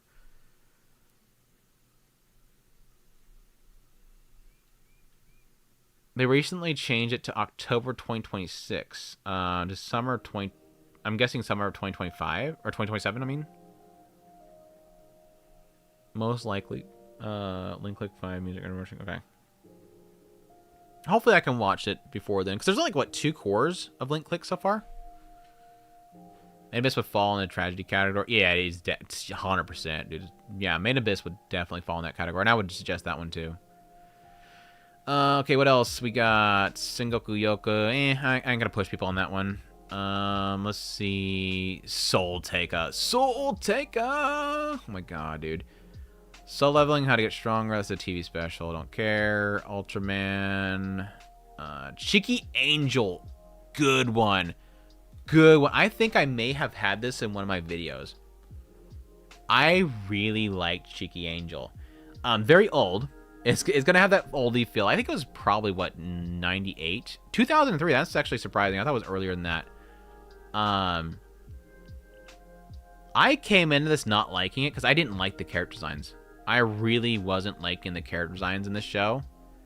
And I thought it was super weird at first. Because, like, it opens up this girl's, like, I'm not a girl. I'm actually a boy that has been turned into a girl. And you got this guy that's, like, super into her.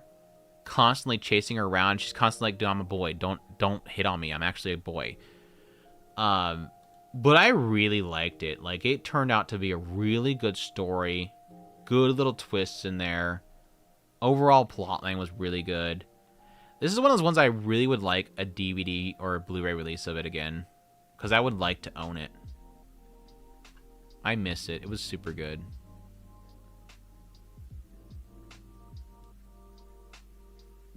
I know. I want to rewatch it. I want to rewatch it so bad. Cheeky Angel. Super good. Just bought Soul Taker 2. Watched Cheeky Angel so long ago. Really enjoyed it. Oh, good. So there's somebody else in the chat that knows what I'm talking about. Somebody else that knows what I'm talking about. Key Metal Idol was super good as well. I think if I remember correctly, that one's essentially about a robot that wants to become human. Basically like a Pinocchio story, but she has to become an idol to turn into a human. I really liked it. I love the designs. The character designs in this one was really good. He quickly becomes enamored with idol singing, to become a singer to allow her to make her amounts of friends. Oh yeah, she had friends. That's right. She had to make friends. Yeah.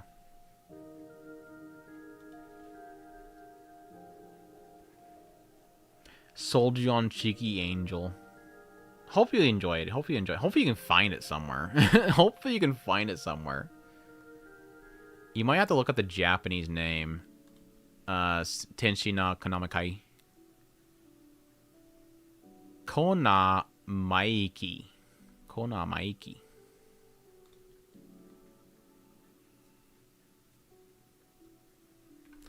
Where do level 1 Demon Lord or One Room Hero or Fantasy Knockout rank? I really liked One Room Hero, the Demon Lord and the One Room Hero. I did really like that one. I didn't think it turned out great towards the later part, but I think for like the earlier parts of it, I really liked the concept. I want to probably say put it like a 7 out of 10. For Fantasy Knockout, I really liked the first 2 episodes, but the rest of it I didn't like. It like got really repetitive, but it started really freaking funny. Dude. I laughed my ass off early on with Fantasy Knockout. So that was probably like a 3 or 4 for me. Where are Odd Taxi? Odd Taxi, it did very well if I remember correctly. So we're not going to probably run into it anytime soon. I want to say that Odd Taxi probably was sitting at 240,000 users on Mal. Let's see. 512. Damn. Okay, it makes sense, right? Because like Crunchyroll was pushing this because I think this was a Crunchyroll co-pro. Yeah, Crunchyroll was producing on this one, so they were pushing this hard. Like, this was on the front page of Crunchyroll's website regularly. So, it made sense that this got a lot of coverage. Rightfully so. As you can see, I have a 10 out of 10 right here. I thought this was an absolute masterpiece. I love this freaking show so much. But yeah, I'm glad this one has that much love on it, because it deserves it. Yeah, for those that are new to what we're doing here, I'm going based on what I've completed as shows, starting from the lowest users and popularity to the highest. So we're looking at my shows I've watched that are least popular on Mal. Broad Taxi is 500,000, yeah. Yeah, I thought it was like 250 or 300, but I wasn't expecting 500. Pretty sure Chobits is high rank, so we're not going to see it in the wild. What was the first anime you watched Japanese English subtitles? My first anime with Japanese subtitles was Fushiyugi. I would assume it's probably Tenchi Muyo. Because we were like, me and my friend were super into Tenchi Muyo, and I think he was pulling some of the stuff from like imports at some point. I thought Antaxi was on Netflix. No, it was... I think it eventually went to Netflix, but it was a Crunchyroll originally.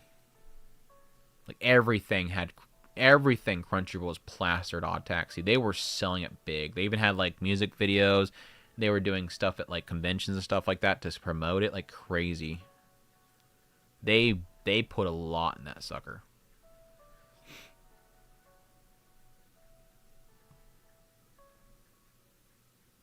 I think Storyori has less than Odd Taxi. I'm not sure. I know, this guy, I think. Yeah, I want to say it was probably Tenchi Muyo. A lot of the stuff that I watched was like dubbed though, but we did watch some subtitle stuff. Tenchi Muyo, Regalia, Please Twins. I kind of like Please Twins. I wouldn't sell people on it though. I like Please Teacher, but that was much more highly regarded. Recorder and Ronzel.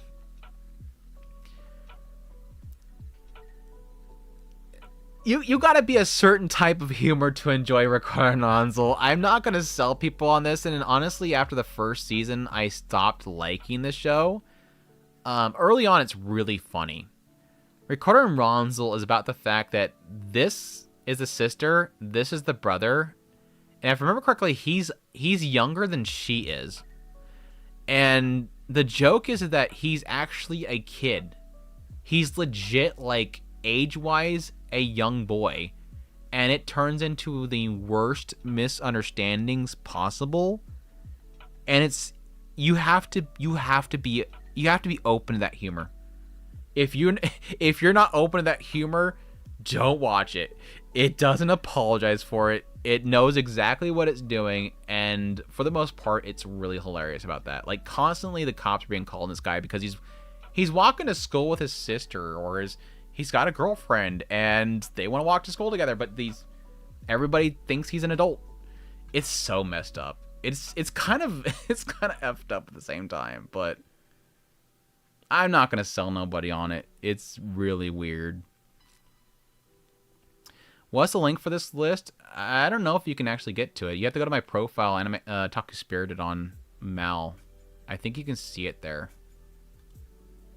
I don't know if this link works or not. You can try. Is it gonna send? Is my chat app not gonna send? Here, let me try it again. Maybe I copied the wrong link. Yeah, that works. Let me try to go straight into YouTube.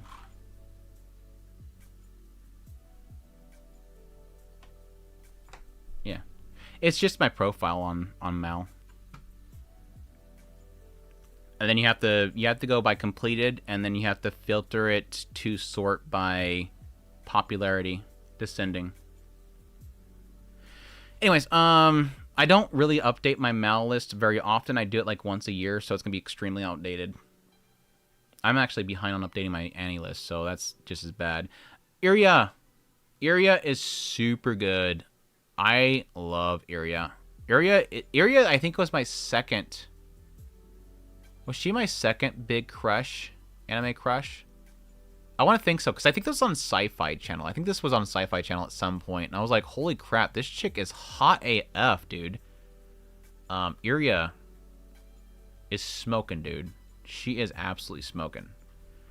But now, Iria was good. I really like this show. I'm surprised it was 6. I for some reason thought that was like 2 or 3 episodes long. I totally forgot this was 6 episodes. Yeah, Iria was good. Like, it's her being like hunted down by this dude. Like the entire time he just follows her, and it's literally like, it's like a Japanese version of Jason. Like Zerum is like Jason in Japanese. Like, he just constantly follows her and never stops. Yeah. Anyways, yeah, super good stuff. I need to actually download this series and clip it, because there's some really good animation in that one. Like, super good animation. Let's see. Do a few more. I got a little bit longer before I'm going to call it a night. Zeren was previous IPs, right? I'm not sure. He's not listed on Mal anywhere else. It does look very familiar, because it had like this little snake thing that comes out of the like mushroom head thingy here. It's very like Aliens. He's probably very based off of Aliens. Yeah, I think there was a live action movie of it.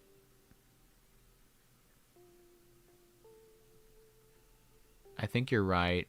I think it was a live action. Blah, blah.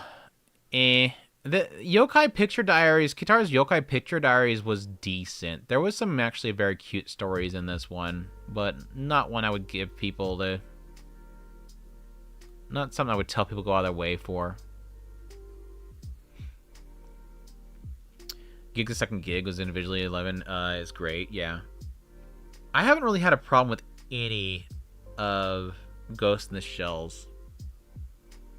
Like, there's some that I like a lot more than others, but I think every single Ghost in the Shell that I've watched so far, I even like the CGI one, even though I haven't watched the second part of it yet. I was actually enjoying what they were doing with that one, too. Yeah, what are we looking at on this? I'm gonna assume, like, probably 30,000. 32,000. I mean, it's not horrible. Again, for MAL standards for older shows. When was this? Like 2006? That's not that far back. I'd assume what Funimation had it. Bandai.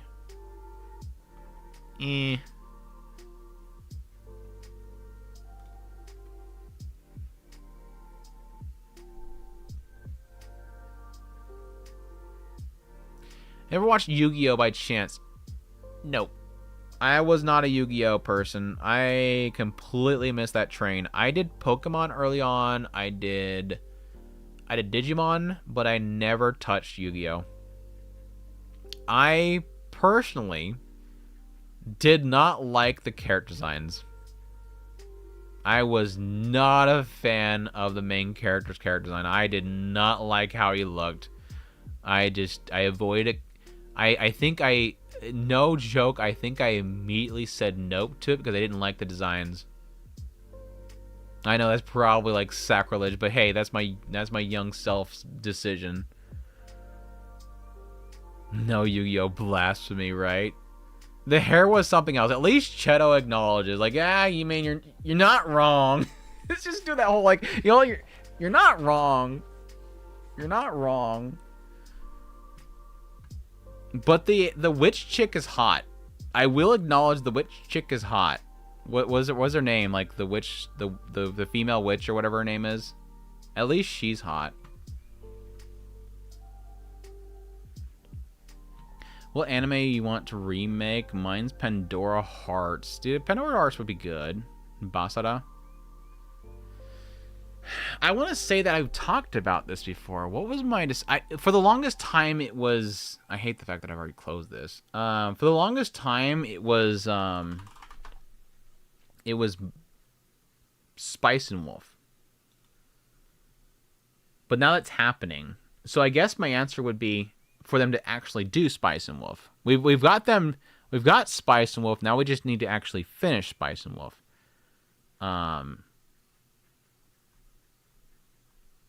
I don't know outside of Spice and Wolf that's now getting it. Oh, Clawnad. I would appreciate a Clawnad redone in the new style of KyoAni. Air as well would be great. Because the problem with Clawnad and Air is that while I do personally acknowledge the old style of Clawnad or the old style of KyoAni, I acknowledge that I wasn't a massive fan of the eyes, just like many people are still now today. So it would be actually good if Clawnad and Air could get a little bit of an upgrade. Chobits, I don't know. I'm too afraid of Chobits getting an upgrade because it would probably fall in the same realms as stuff like Ranma, where it would just be Claymore. Okay, there's your answer. Claymore. Redo Claymore. Don't anime original it. Finish the story. There's my answer. Because for those that have read it, like I have, I legit, it's in the other room. I bought the whole big box set. I literally read it in a weekend. And I loved it. The thing is, for those that have read it, I mean, yeah, Berserk for sure. I mean, if they can stay away from the damn CGI, the problem is they're still doing Berserk. They just keep butchering it. But with Claymore, like, when it got to the big battle towards the later part of the anime season, they completely anime original it to come to a conclusion. Whereas in the manga, it gets super interesting from that point. Like, from that point on, it gets really interesting, and it starts introducing a lot of really interesting characters and builds up into some crazy stuff. But I love the manga and I would love them to remake it and not stop where they did with an anime original. There's some good designs in Claymore.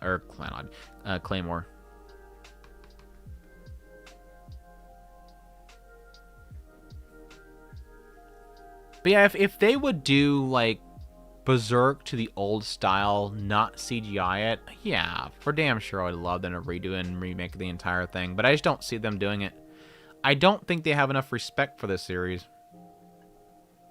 Like, it is one of those ones where, like, if I had all the money in the world and I could just throw it at an anime adaptation, I would love to say, like, yeah, get Ufotable or somebody on board with doing a proper adaptation of Berserk. I just don't have any promise in the owners of the property to do it properly anymore.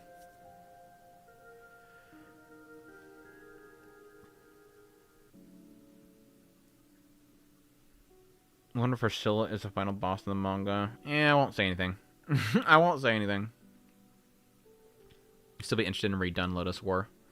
I don't think Lotus War needs a redone. I don't think Lotus War needs a redoing. Unless I'm forgetting something, I don't think Lotus War really needs a redoing. It's like a one-done thing. And I love the old style of Lotus War, so I'm not really sure that I guess yes to my point that I made earlier where redoing it would open it up to a newer audience, but I'm not sure if the story would be that appealing to people these days. It's not a deep story.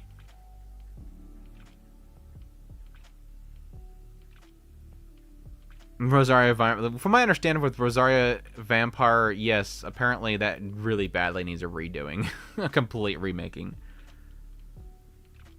Yeah, Record of Lotus War was super good looking. Deelit's fucking hot, dude. Deelit was another one, dude. Deelit, goddamn. I love Deelit so much. She was a massive crush for me.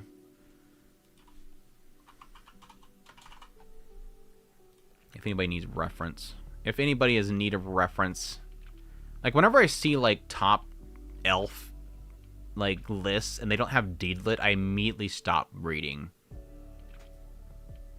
Like, if I see, like, ew, here's, like, the top elf characters, Emilia, Sylphie, and they don't have Deelit, I'm like, whatever, your opinion's void. If you don't have legit, like, the OG elf of all time, your opinion's invalidated. I mean, you technically can get into, like, you know, Banner and Crest of the Star with bringing in them. They're kind of like elf characters, but like Deelit, damn, dude. She is an OG waifu. Stop, I'm blushing. The OVA series and TV series did most of the light novels, but not all of them. Oh, okay. I'm happy Magic Radar is getting a remake. Yeah, I hope it's good. I hope it's good. Maybe not Lotus War, because you get more Rune Soldier, Louis. She is the elf. She's so beautiful, she is. And she's just a great character overall, like a super strong character. I loved her design and everything. So good. So good. Now, this series, where was it at? I didn't like this one. Was it this one? No, was it this one? Was it this one? Was it had... Yeah, Spark was the main character, right? Yeah, I did not like this series. I did not like this series. I was so excited for this one when I seen this, and I did not like it. I did not like Spark. Parn! Parn! I didn't like Spark at all. Par is now free, Knight of Lotus, as well as allies. However, the Emperor in his ashram seeks to separate domination, reunify. Am I thinking right? Is this the one with the other characters that lead now?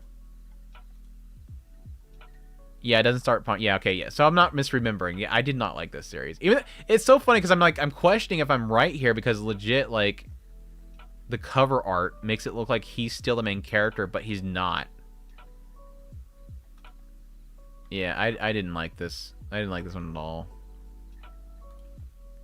Massive letdown. Yeah, and then Record of Grand Crest. That was okay. It had some good moments in it, but overall, I wasn't a massive fan of Grand Crest. Yeah, I think Claymore needs a new adaptation to do justice. I don't know if the studio would do it, or how to release it. Yeah, I mean, it's under the understanding it's gonna be done properly, right? Because if they just do like CGI with like they do with Berserk, no, I don't want it. If we don't do it properly, I don't want it. Kakanada's really hilarious if you're a fan of Key. I think there's another one that was kind of... Did Crunchyroll? Yeah, I think Crunchyroll had that. But yeah, if you're a Key fan, Kakanada's super good. Merc Storia. I've done this one in one of my videos, one of my Hidden Gems videos, is Merc Storia. The thing I say about this one is that it's a story about a guy that goes out on an adventure, and then he goes to different locations, and they tell a story at those locations. Some of the stories were really good. Some of the stories were actually really good. Some of them weren't incredible, but I really like the bird area. There was this one area where they had the bird people. It was super good. The fairy area was okay as well. But they're like these little self-encompassing stories as he's journeying around, and they're actually really thoughtful stories. So I was actually very surprised how much I liked Merc Storia.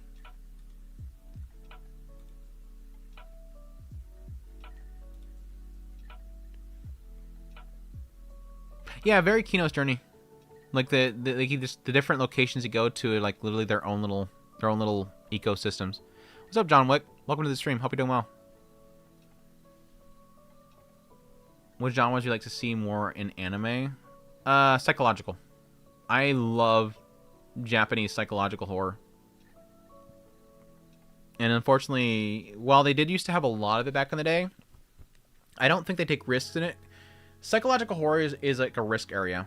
They're not typically... Psychological horror in general doesn't seem like it really does hit very big in a wider audience. And so, as anime became more mainstream, and studios and producers started realizing there's a lot of money to be had in it, they started focusing on less risks and more into potential success for a broader audience. And unfortunately, psychological horror does not appeal to that audience, so they stopped doing it. So every now and then, whenever we do have a psychological horror series come out, I grab onto it like super fast, dude. Super fast. Because I think there's areas where I think Japan does not handle psychological trauma well, but I like them because they're different. Because I think they don't really try to stick too much to what's kind of by the book for psychological trauma and whatnot. It turns into some interesting stuff. Like Higurashi, there's a reason why Higurashi is like one of my favorites. It's just so weird and messed up. Another super weird and messed up. Shoot, even Lost Village was good in a lot of regards. What you guys on Odd Taxi members is right at the ballpark, but it's for Kino no Tabi. Oh, for the members? Really?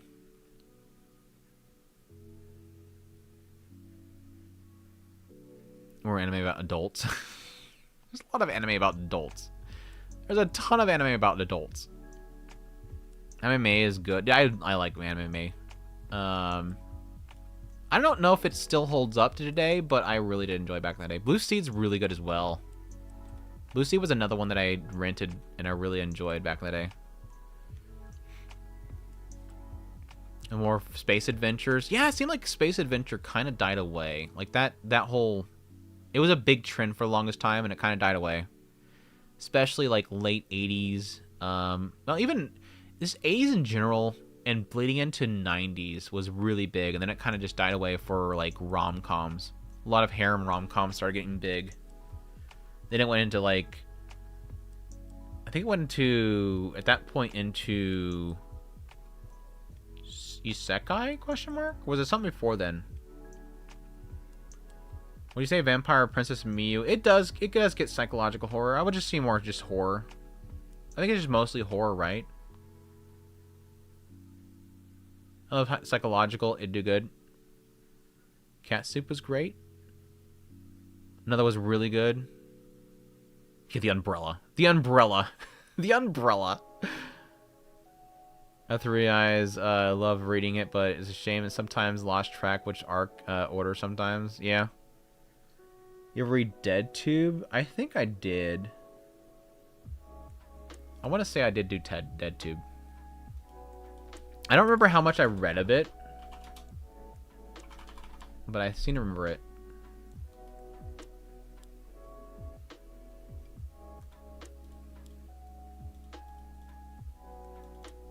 Yeah, I think that's what I read. I think I read some of that.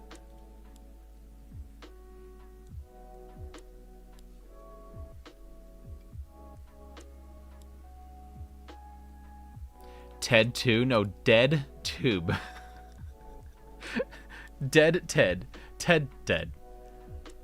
Captain Tyler for space adventure comedy. Yeah, Captain Tyler's really good.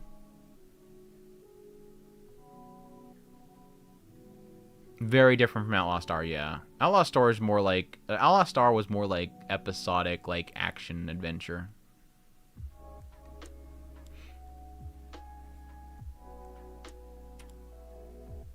No, it's alright. Stuff happens. Unless you like sit there and start spamming it continuously, then it'll be a problem, but I understand. Takabe's Original Sin is psychological horror is most... Yeah, that was exactly. When Takabe's Original Sin came out, I'm polarized, like magnetization happens, I'm on it. That stuff I eat up. I mean, like, I think most of my... I won't always, like, rate them highly. But, like, typically if you look at my anime lists, I'm usually, like, really high on a lot of things that have anything regarding psychological. Like, there's some in Bungo Stray Dogs. Death Billiards is very psychological. Death Note's very psychological. From the New World's very psychological. Descending Stories it has some heavy psychological stuff, especially in the second core. Again, you'll see a pattern with my stuff. A lot of Monogatari series has it. There's a lot of horror in Made in Abyss. Mushoku Tensei, I love a lot of the psychological aspects of that. Neon Genesis Evangelion is very psychological. Pod Taxi, technically later on, very psychological. Perfect Blue, very psychological. You can see why I rate what my highest rating stuff is typically in. Psychological horror. Psychological horror. There's some in Wonder Egg Priority, especially the episode. Especially the episode. 86 has got some psychological in it. What else? A lot of horror in Bacano. Babylon's super psychological horror. Berserk gets there at some point. Claymore's got some. Yeah. We see a pattern in Otaku Spirit. Yeah, pretty much everything Satoshi Kon, dude. Satoshi Kon is a genius when it comes to that stuff. But it's just space pirates, high school girl comedy, space adventures, yeah. I would love human villains, Johan from Monster and Dino from Banana Fish. There's something terrifying in human villains more, yeah. Perfect Blue is very psychological as well, yeah. 100%. Dark Gathering, yeah. Dude, I love Dark Gathering. I cannot wait for more Dark Gathering. Perfect Blue is a masterpiece. I love that movie. It is 100% a masterpiece. Everything Satoshi Kon dropped, dude. We lost somebody big there. I think one of the biggest losses in anime ever has always been Satoshi Kon. Like, everything that dude touched was beautiful, and I kind of like wish that we could have seen the future where he was still around making more stuff and what he could have created if he had more time. That's why I really dug it. I think the anime industry would have been significantly different if he was still around. I mean, there's a fear that he would end up just becoming another Miyazaki and just kind of get thrown to the side at some point, popping up every now and then with something new. But I think he would probably have he would have been a lot more outspoken about the industry and how it's going.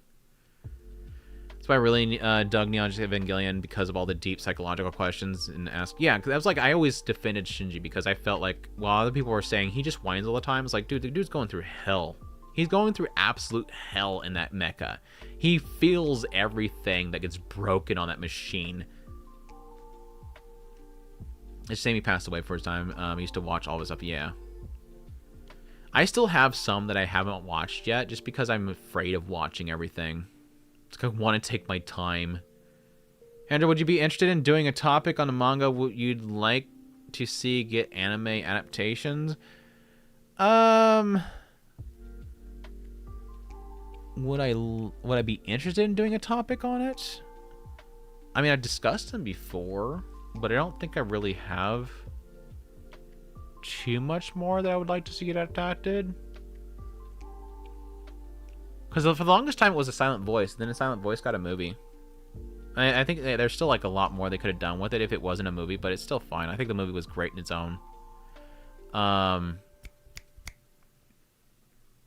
Inside Mari, I think would be great if the right studio and production team touched it. Because Inside Mari is really good.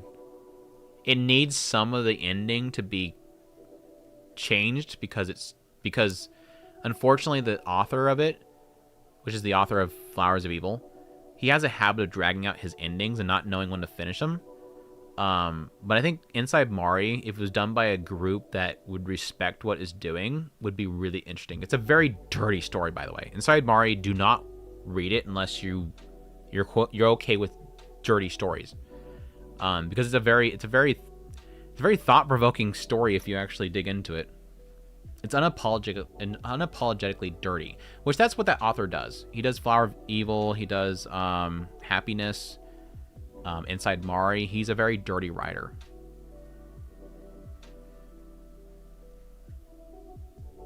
I would like Noragami to be completed. That's the other thing. Claymore, never mind. I'm sorry, not Claymore. I want Noragami finished. Because damn does that get good after the anime ended. Season 2 ended like at the worst time. Noragami gets so good after that. It sucks. As a teenager, I hated Shinji. As an adult, I related to it. Yeah. I think there is an element of adults understanding kids more than other kids. Probably more interesting take is quite old and a manga that never got adapted. Interesting take would be an old manga that never got adapted. See, I'm only recent in the manga, so I wouldn't really know many older ones. Definitely Inside Mari get call. That'd be a crazy manga to adapt. It would. Again, it would have to take a very careful touch. Because it's a nasty story. But it's super cool. It's got a really cool twist to it. Same as Seva Jun Nujabe's Samurai Champloo fame. Descendants of Darkness was good psychological horror. My friend loves Osamu Punpun. I need to read that one still. I finally picked it up. But I really want to read that one. I've heard nothing but good things. And I wonder, yeah, I was going to question that. Like, I don't know much about it, but from my understanding, it would be difficult to adapt. Again, it's a lot to do with the fact that it's so unique looking that it's not really visually appealing unless they do a really good job of selling it. The manga Inside Mari is fantastic. It's very nuanced and deep and dirty. Agree. It's so great because that's one of those ones where like Inside Mari was so nasty. And where did I read it on? And probably you all the same. Where did you read Inside Mari? Crunchyroll manga back in the day. I don't see Inside Mari being on Crunchyroll manga these days. Unless I'm mistaken, if somebody got the app up and they can check it, I would have disagreed. I would not think that Inside Mari would still be on their platform. Yep.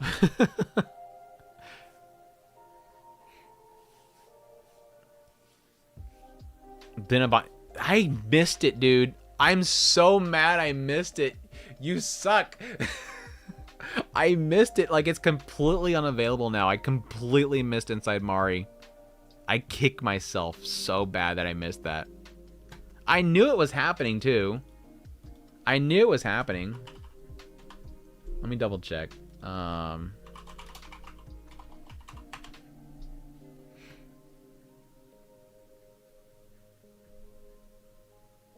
let's see. 9's available. 5, 3. Okay, this order sucks. Yeah, 7's unavailable. 8's unavailable. 6 is not even listed. Yeah, I hate it. I hate that I missed that. I hate that I missed that. I wanted it. I wanted it so bad. That's what you get for procrastinating, right? Call Knight was so underrated. Super glad they did season 2. Yeah. Hopefully they do a season 3. I want more. I waited on the web, no longer with us. The full set inside Mari's very prominent place on my bookshelf.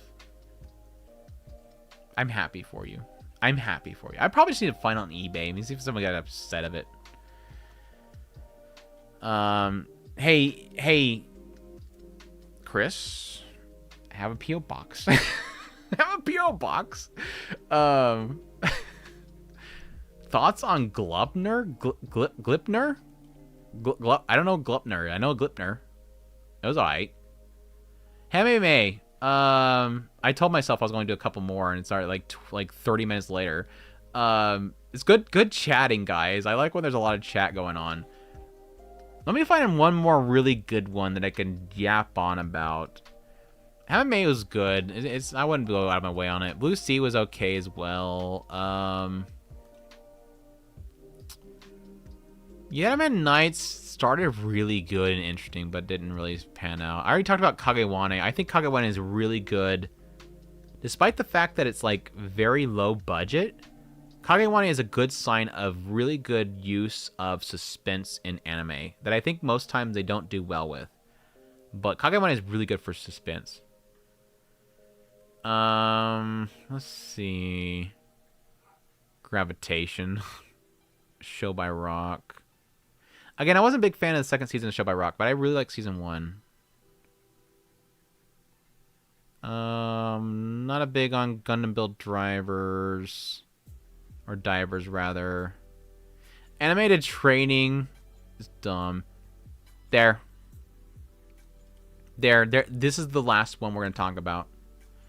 Magical Circle Guru Guru, which is technically a new adaptation of an older adaptation of Magical Circle Guru Guru.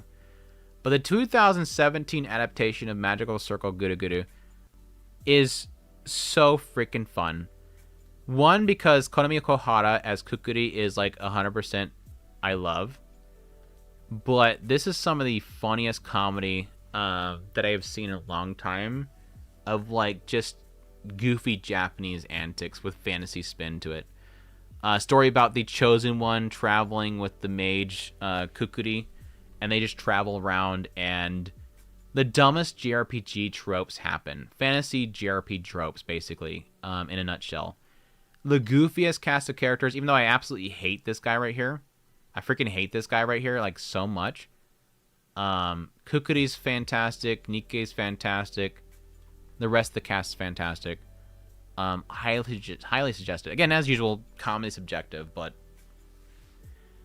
35,000? 35,000 is robbery. This should be at least 100,000.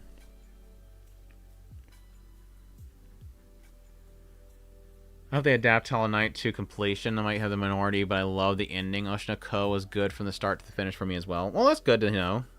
Always like to hear other people that actually think differently about the whole ending of Oshina Ko. I'm excited to see how Oshina Ko ends. I keep telling people I don't want to know about the ending. I don't want to hear that it's horrible. I'll find out for myself. Hollow Knight, I don't really think I heard anybody say one way or the other with the ending. I guess not hearing anything is a good sign that the ending was okay. So, mentioned before, Nazca manga was really interesting. Really expanded on the movie. I would really like to see it adapted. Interesting. Blood Plus, amazing anime. Yeah, Blood Plus was really good. Blood Plus was a really good old one. There's a lot of really Yeah, the weird killer mascot anime. I was too young when it came out, and normally to give it a chance. And now I'm refined after Kill la Kill. I think the thing with Glipner, it needs another season. Glipner needs another season. Like, it just kind of stops. It just kind of stops, and it needs more. It was okay though. I liked the concept. Magical Circle, yeah. Kukuri. Yeah, Blowhouse was good. Looks cute. Yeah, I love the designs. The designs and everything were really good. Especially if you're like an old fan of like JRPGs, like, you know, SNES and whatnot. It's got a lot of tropes in there. Plays off of the sprite looks every now and then too. I not watched this one, we'll put it on my list. Yeah. Alright, rewinding to the earlier parts I missed. Have a nice night, chat and spirit. Take care, Rum. 3D Kanojo, no. No, Zinbandit, no. We don't talk about 3D Kanojo here. 3D Kanojo was okay, I just wasn't super into it. I thought the ending was okay for Oshinoko. I'm good. Mecha Box needs a third season. Yeah, I heard a lot of good things on that one. You play the old school JRPGs, Magical Circle humor, nostalgia hits the spot. Yeah, it's kind of like, again, like we were talking about earlier, Seiha Girls. Seiha Girls is really good if you're like a big fan of the old Sega Genesis days and whatnot. Or anything Sega, like Sega in general, like the old console Sega.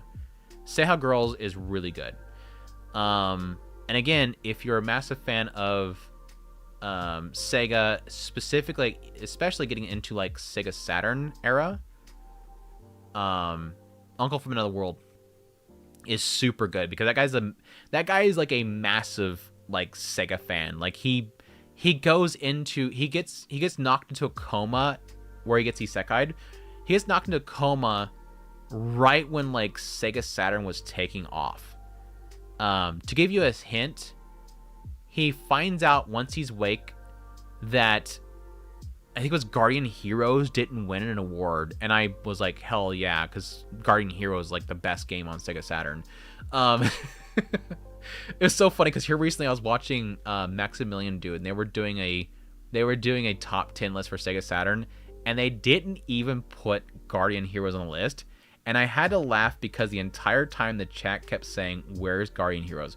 Like every time that thing scrolled, somebody was saying, at least on screen at all times, "Where's Guardian Heroes?" And I'm like, 100% Guardian Heroes is the best game on Sega Saturn. But yeah, he finds out that Guardian Heroes didn't win an award, and he gets pissed off. But yeah, he's like a massive Sega fan, so that one's a good one too. Sorry. That's my TED Talk about video game trope anime. Oh, and High Score Girl. If you're a fan of old school, especially like fighting games, arcades specifically, High Score Girl, super good, dude. I love High Score Girl. That's another one I'm really glad they did a full adaptation of, because I really love that series. Anyways, nostalgia game animes. I like The Girl in Glepner. I did too. We all liked The Girl in Glepner. Darwin's Game in a similar situation to Glepner. Darwin's Game, I didn't really like Darwin's Game except for like the hot blonde chick. I really like that. Was the only reason I was watching that show, is for her. Her design was incredible with the red dress. Those kinds of games were my childhood. Nice. People have brought up the possibility of changing the ending of Oshinoko. I wonder if it's likely to happen. I don't know if has he ever stated that he was disappointed in it. That might have been something he wants. And he's not. I still don't believe. I'm still of the mind that I don't think the outrage is as big as people are making it out to be. I think just a lot of. It's really hard to take people serious anymore these days because there's so much money to be made by manufacturing outrage. So when I hear that a lot of people were really mad about the ending of Oshinoko, it's hard for me to believe, especially, for example,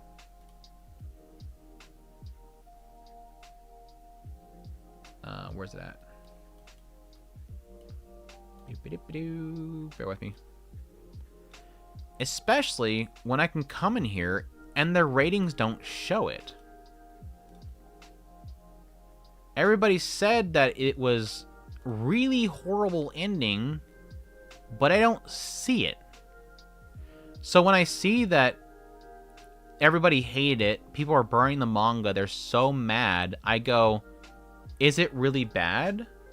Again, I don't need to know what happens. I'm not asking for what happens. I'm just saying from an outsider's perspective, somebody that will eventually experience the ending, was it really bad, or were people making money by claiming that it was bad to get clicks on posts and videos and engagement farming?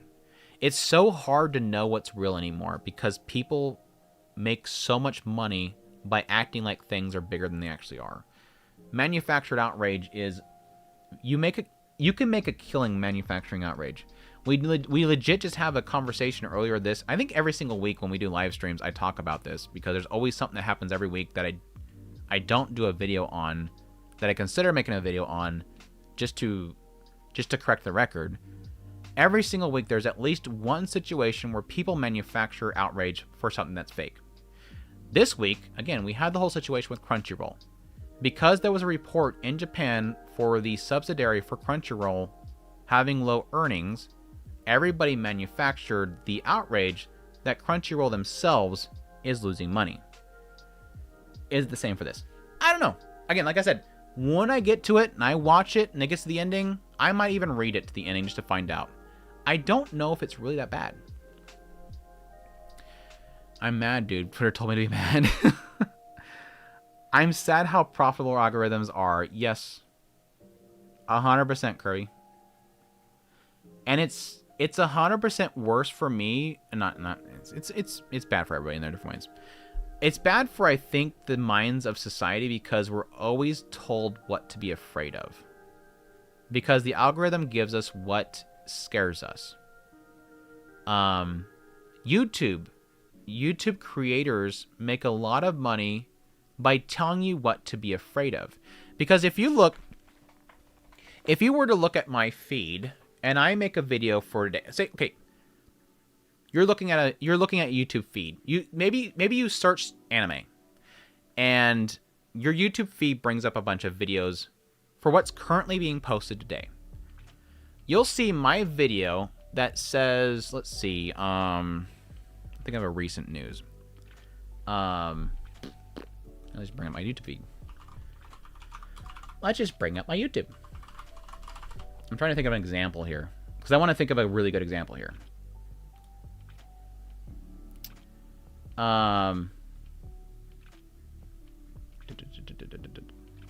Actually, I'm going to use myself as both examples. Say you're on YouTube and you see what's a good one? I think this is actually a good one. You see bid war. Kagurabachi had a bid war over its adaptation. This is technically positive. This is saying that this thing is so big that people had a bid war over it. This is significant. This is really cool, right? I want to know more about it. But then you see just below that, Sony embraces Jin II. Which one do you click? You're going to click the one that is more negative because you want to know why you should be mad at Crunchyroll specifically, because obviously it's going to be about Crunchyroll. But then you get to like an even worse example, and I'll give my own example as well. I'm not gonna put myself completely out there, but I'm going to be honest with you guys. Japan censors itself. This one you want to click even more so because it's even more negative. Why? Because this tells you how this is going to impact you. Because Japan, with specifically here, it's this article that is literally being wrongfully used, or at least unequally used, to censor certain content. This will have drastic effects upon you. So yeah, basically YouTube, X, all of them, their algorithms are being told regularly by users what's more interesting to people, what people click on the most. And what people click on the most is things that tell you you're in danger. And that's what a lot of content creators are going to obviously feed off of. is how to make you believe that you're in immediate danger. Because you're more likely to click because you're in immediate danger. How is this going to impact me negatively? I need to know now. Versus, hey, something cool happened. I'll wait till later. This is going to impact you. You click now. So everything literally is fueled by that. And yeah, it sucks that that's what the systems know, that's what they're going to feed off of, and that's what people make. And thus, we create this endless cycle of negativity. That's why, again, I'm always struggling with, like, not doing that. Because it's easy money. It's a lot of money. Some of my biggest videos are technically negative posts. But I don't want to do that because I feel like people need more positive.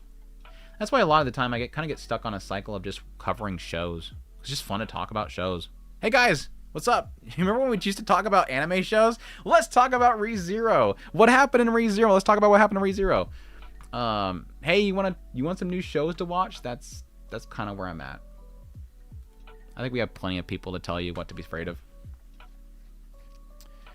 It's the race to the bottom of the brainstem. Nothing grabs people's attention urgently than rage and fear. Yeah. We're talking about anime, yeah. That enemy. That ending of that episode. Yeah, I was told by Earthly and DMs that my video for ReZero came up on his autoplay. And the very beginning of my video, which was like basically me going, what was that ending? He immediately turned it off because he hadn't watched it yet.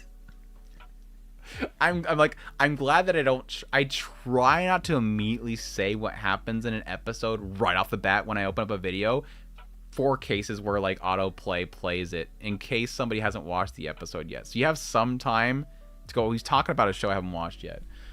I felt bad because he does react for ReZero, so he doesn't want it to be spoiled yet. He's got to watch the episode as he's recording it.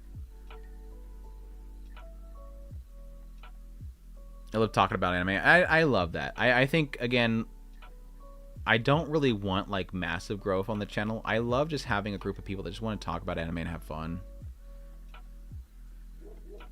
And hopefully, as like we just talk about things, people can come in, they can bring up concerns to things. Like earlier, was it Brian? Earlier when Brian came in was talking about the whole Crunchyroll thing. It's good to have people that'll come in and say, hey, this thing. And I go, okay, no, wait, hold on.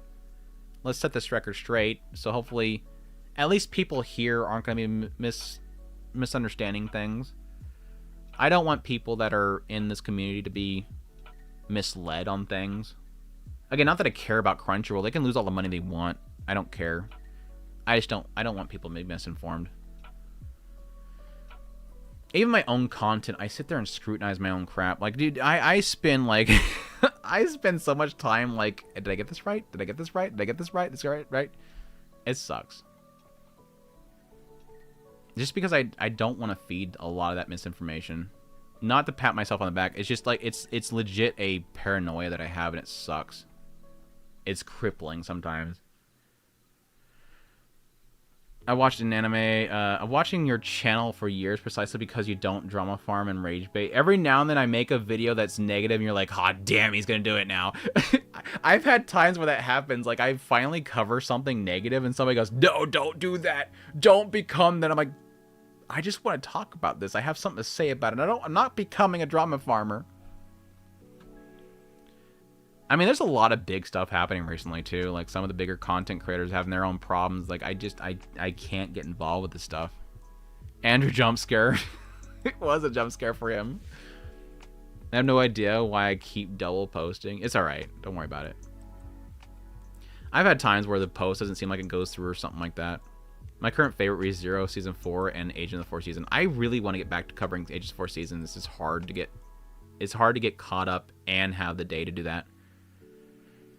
I think I've gotten most... I have a show on each day, which is fine for me, except for 2 days. So I don't know that I really want to get another show on during the week. And I want to have a little bit of rest before next season, because next season I'm going to be covering a lot of shows.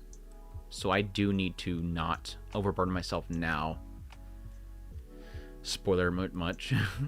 Gatekeep the noobs. No gatekeeping here. I don't have anyone to talk to about anime, so this is nice. Nice. Yeah, I'm glad we can have a place for you to talk about it.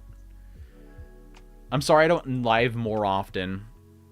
That's why I hear spoilers for ReZero a lot. Ugh. Yeah, I avoid it. Have you seen the world of Narue? Narue? I think it's early 2000 show. I don't recognize it. Actually, I mentioned how when I subscribed that I joined for the positivity. Nice. And then I complained for like the last 30 minutes. I'm sorry. Seeing interviews with Monster Girls on the screen makes me wish I had a Blu-ray disc. I would love that. I need it. There's another one. I need a season 2 of Interview with Monster Girls. I really liked Interview with Monster Girls. I used to love Crunchyroll until Funimation was gone. Having those two around kept the anime alive here. I did like the competition. I do miss the competition between the two of them. So you're doing Thursdays now, not Tuesdays? Yeah, it kind of works better for me. I don't remember why. I don't remember. Oh, I moved it because I wanted to get more shows watched. I could probably go back to Tuesdays. I'm pretty flexible right now between Tuesday and Thursday. Kind of back and forth between the two of them. It'll shift again next season. Not much DVDs to buy compared to the past. That was a big one because if you give Funimation anything, Funimation was big about releases. Funimation was really good about releases. And it was sad because Crunchyroll was mostly not getting releases, except for they were having Sentai do a lot of them. Known to be a flower and rainbows, a balance is nice to have. Yeah, I mean, I have my problems. Did you keep up with Darwin Incident? Yeah, it was good starting out, but I felt like it got too preachy later on. It was okay in the end, though. Speaking of anime, already up on the screen right now. That need a second season. Hinamatsuri is amazing and left us hanging. Yeah, we were talking about that earlier. Hinamatsuri definitely needs another season. Have you finished Mushoku Tensei? And if so, what do you think of the series by the end? Please, no spoilers. Still on volume 13. So, I recorded my 5th of 6 parts of Subjugation of the King of the King Dragons, which is a story that he did early on before Mushoku Tensei that is related to it. So I have one more part of that, and then I'm doing Roxy Gets Series with the manga series that covers Roxy up until the start of this series. So those are all I have left, but I've read everything else. For the mainline series, I really, really love it. It's obviously up there as one of my favorite stories of all time. My only negative I give the series is I wasn't a big fan of how the last volume is structured. And I feel like the very later parts of the series got away from what I love so much about Mushoku Tensei, which is characters. It got very focused on the major plot line. Not a big deal, but it did stray away from what made it so special for me. It's still really good, though. I think it has a really good ending to it that wraps everything up nicely. Yeah, I love it. I love it in the end. I'm really hoping a lot of the side stuff gets adapted, which I don't think they will, unfortunately. But yeah, if you finish if you're actually reading it, because you're saying volume 13, when you actually read it, because you're getting to the really good stuff here soon, by the way. No spoilers. You're getting to really, really good stuff. The middle area of the series is super good, which we're going to be in this next season. Once you finish, if you like characters, definitely read all the side stuff. There's some really good side stuff. Have watched Clannad. Yes. Clannad's one of my faves. So you're busy for Agents of Force season now. Would you be open up to doing a review whenever you finish? Yeah, I will eventually do... I don't know that I'll do a full-on video review unless it really hits me. Because I don't typically do full single video reviews unless it's something that's really important to me. Like, here recently example is Ruby Rocks. I felt like nobody else is going to review that show. I want to review it. But I will do a tier list at the end of the season where I will cover, like, my final thoughts on the show and do the details on that. Typically when I do my end of season tier list, that's when I do a discussion about it. I feel like new shows might get overshadowed by the returners when there are some good new ones. Yeah. You're rating on 5 seasons per second. Your thoughts? That takes me back. I remember correctly, I thought it was a decent, self-encompassing short story. I don't know if I ever rated it though. I actually have a Blu-ray of it. I hate 5 centimeters. I think I have the Blu-ray, an imported Blu-ray of it. 8. I have an 8 or 10. 8 out of 10. Yeah, I own the imported Blu-ray. I think it came with that, and what was the other one that came with? I think it was the space one that I don't think I've watched yet.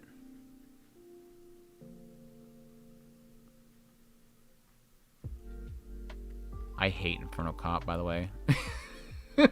I don't like Inferno Cop, by the way.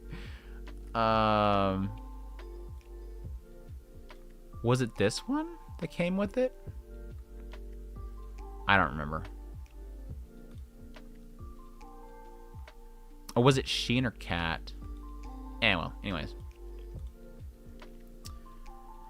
5 wallpapers per second. That was Comics Wave, dude. Comics Wave and their backgrounds, dude. The MC needs a good slap. Followed by STFU. There's novel Souls 5 seconds. One more side novel. Yeah, I heard about that one. Then's Fighting Words 5 seconds was beautiful. Inferno Cop was the goat. No, don't you even try to sell me on Inferno Cop. I did not. That was just not my humor. Just not my humor. No. Sorry, I can't do Inferno Cop. I cannot do Inferno Cop. I'm sorry. The book is from the girl's point of view, and the movie was from the boy's point of view. That makes sense. Let me see if I can find it. Is it? I think it's right there, actually. I think it's like right there. I think it's like right there. Maybe. But I'm not going on my Dragon Ball Blu-rays. No, that's Witch Academia. That's Little Witch Academia.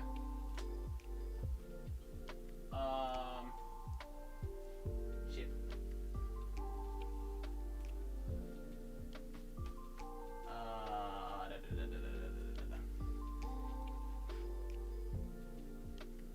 No.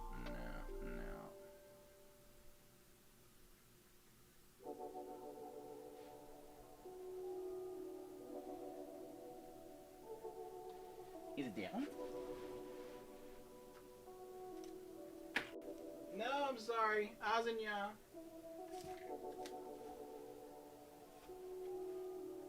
No. That's Mario Kata's one. Huh. I don't know. I have to go digging. This is an import, though. The actually good Witch Academia. I did not like the TV series Witch Academia, but the actual OVA was super good. 10 out of 10. Must watch. This was so good that I imported the DVDs or the Blu-rays. This does come with the second one, which I wasn't a massive fan of, but the original Witch Academia was like a perfect show. Need to turn it. I do too. So have a good night. Thanks for dropping by. You missed the floating baby head and the best character. Let's get an anime for Drakengard. Anyways, I will call it there. I, again, appreciate everybody dropping by. It was a really good chat. I was actually concerned when we first started the stream because it was, like, super quiet. But thankfully, people kind of started pouring in. We had some good discussions. And like I always say, even if I don't get through my entire list, it's just fun talking to people. So if I can get, like, an entire stream of just chatting, even though people like Ilno will get mad. I'm just joking. Even if people get mad that we're not sticking to the topic, I always enjoy talking to guys a lot more than everything else. Like, all week I make videos where I just talk into a camera and people consume what I say. It's nice to have a moment where it's a back and forth. It makes it so much more fun. So I appreciate y'all for dropping in and keeping the chat fun and keeping the chat respectful. I love that we can have like some disagreements and have some fun chat too. I love this community that we built. You guys are amazing.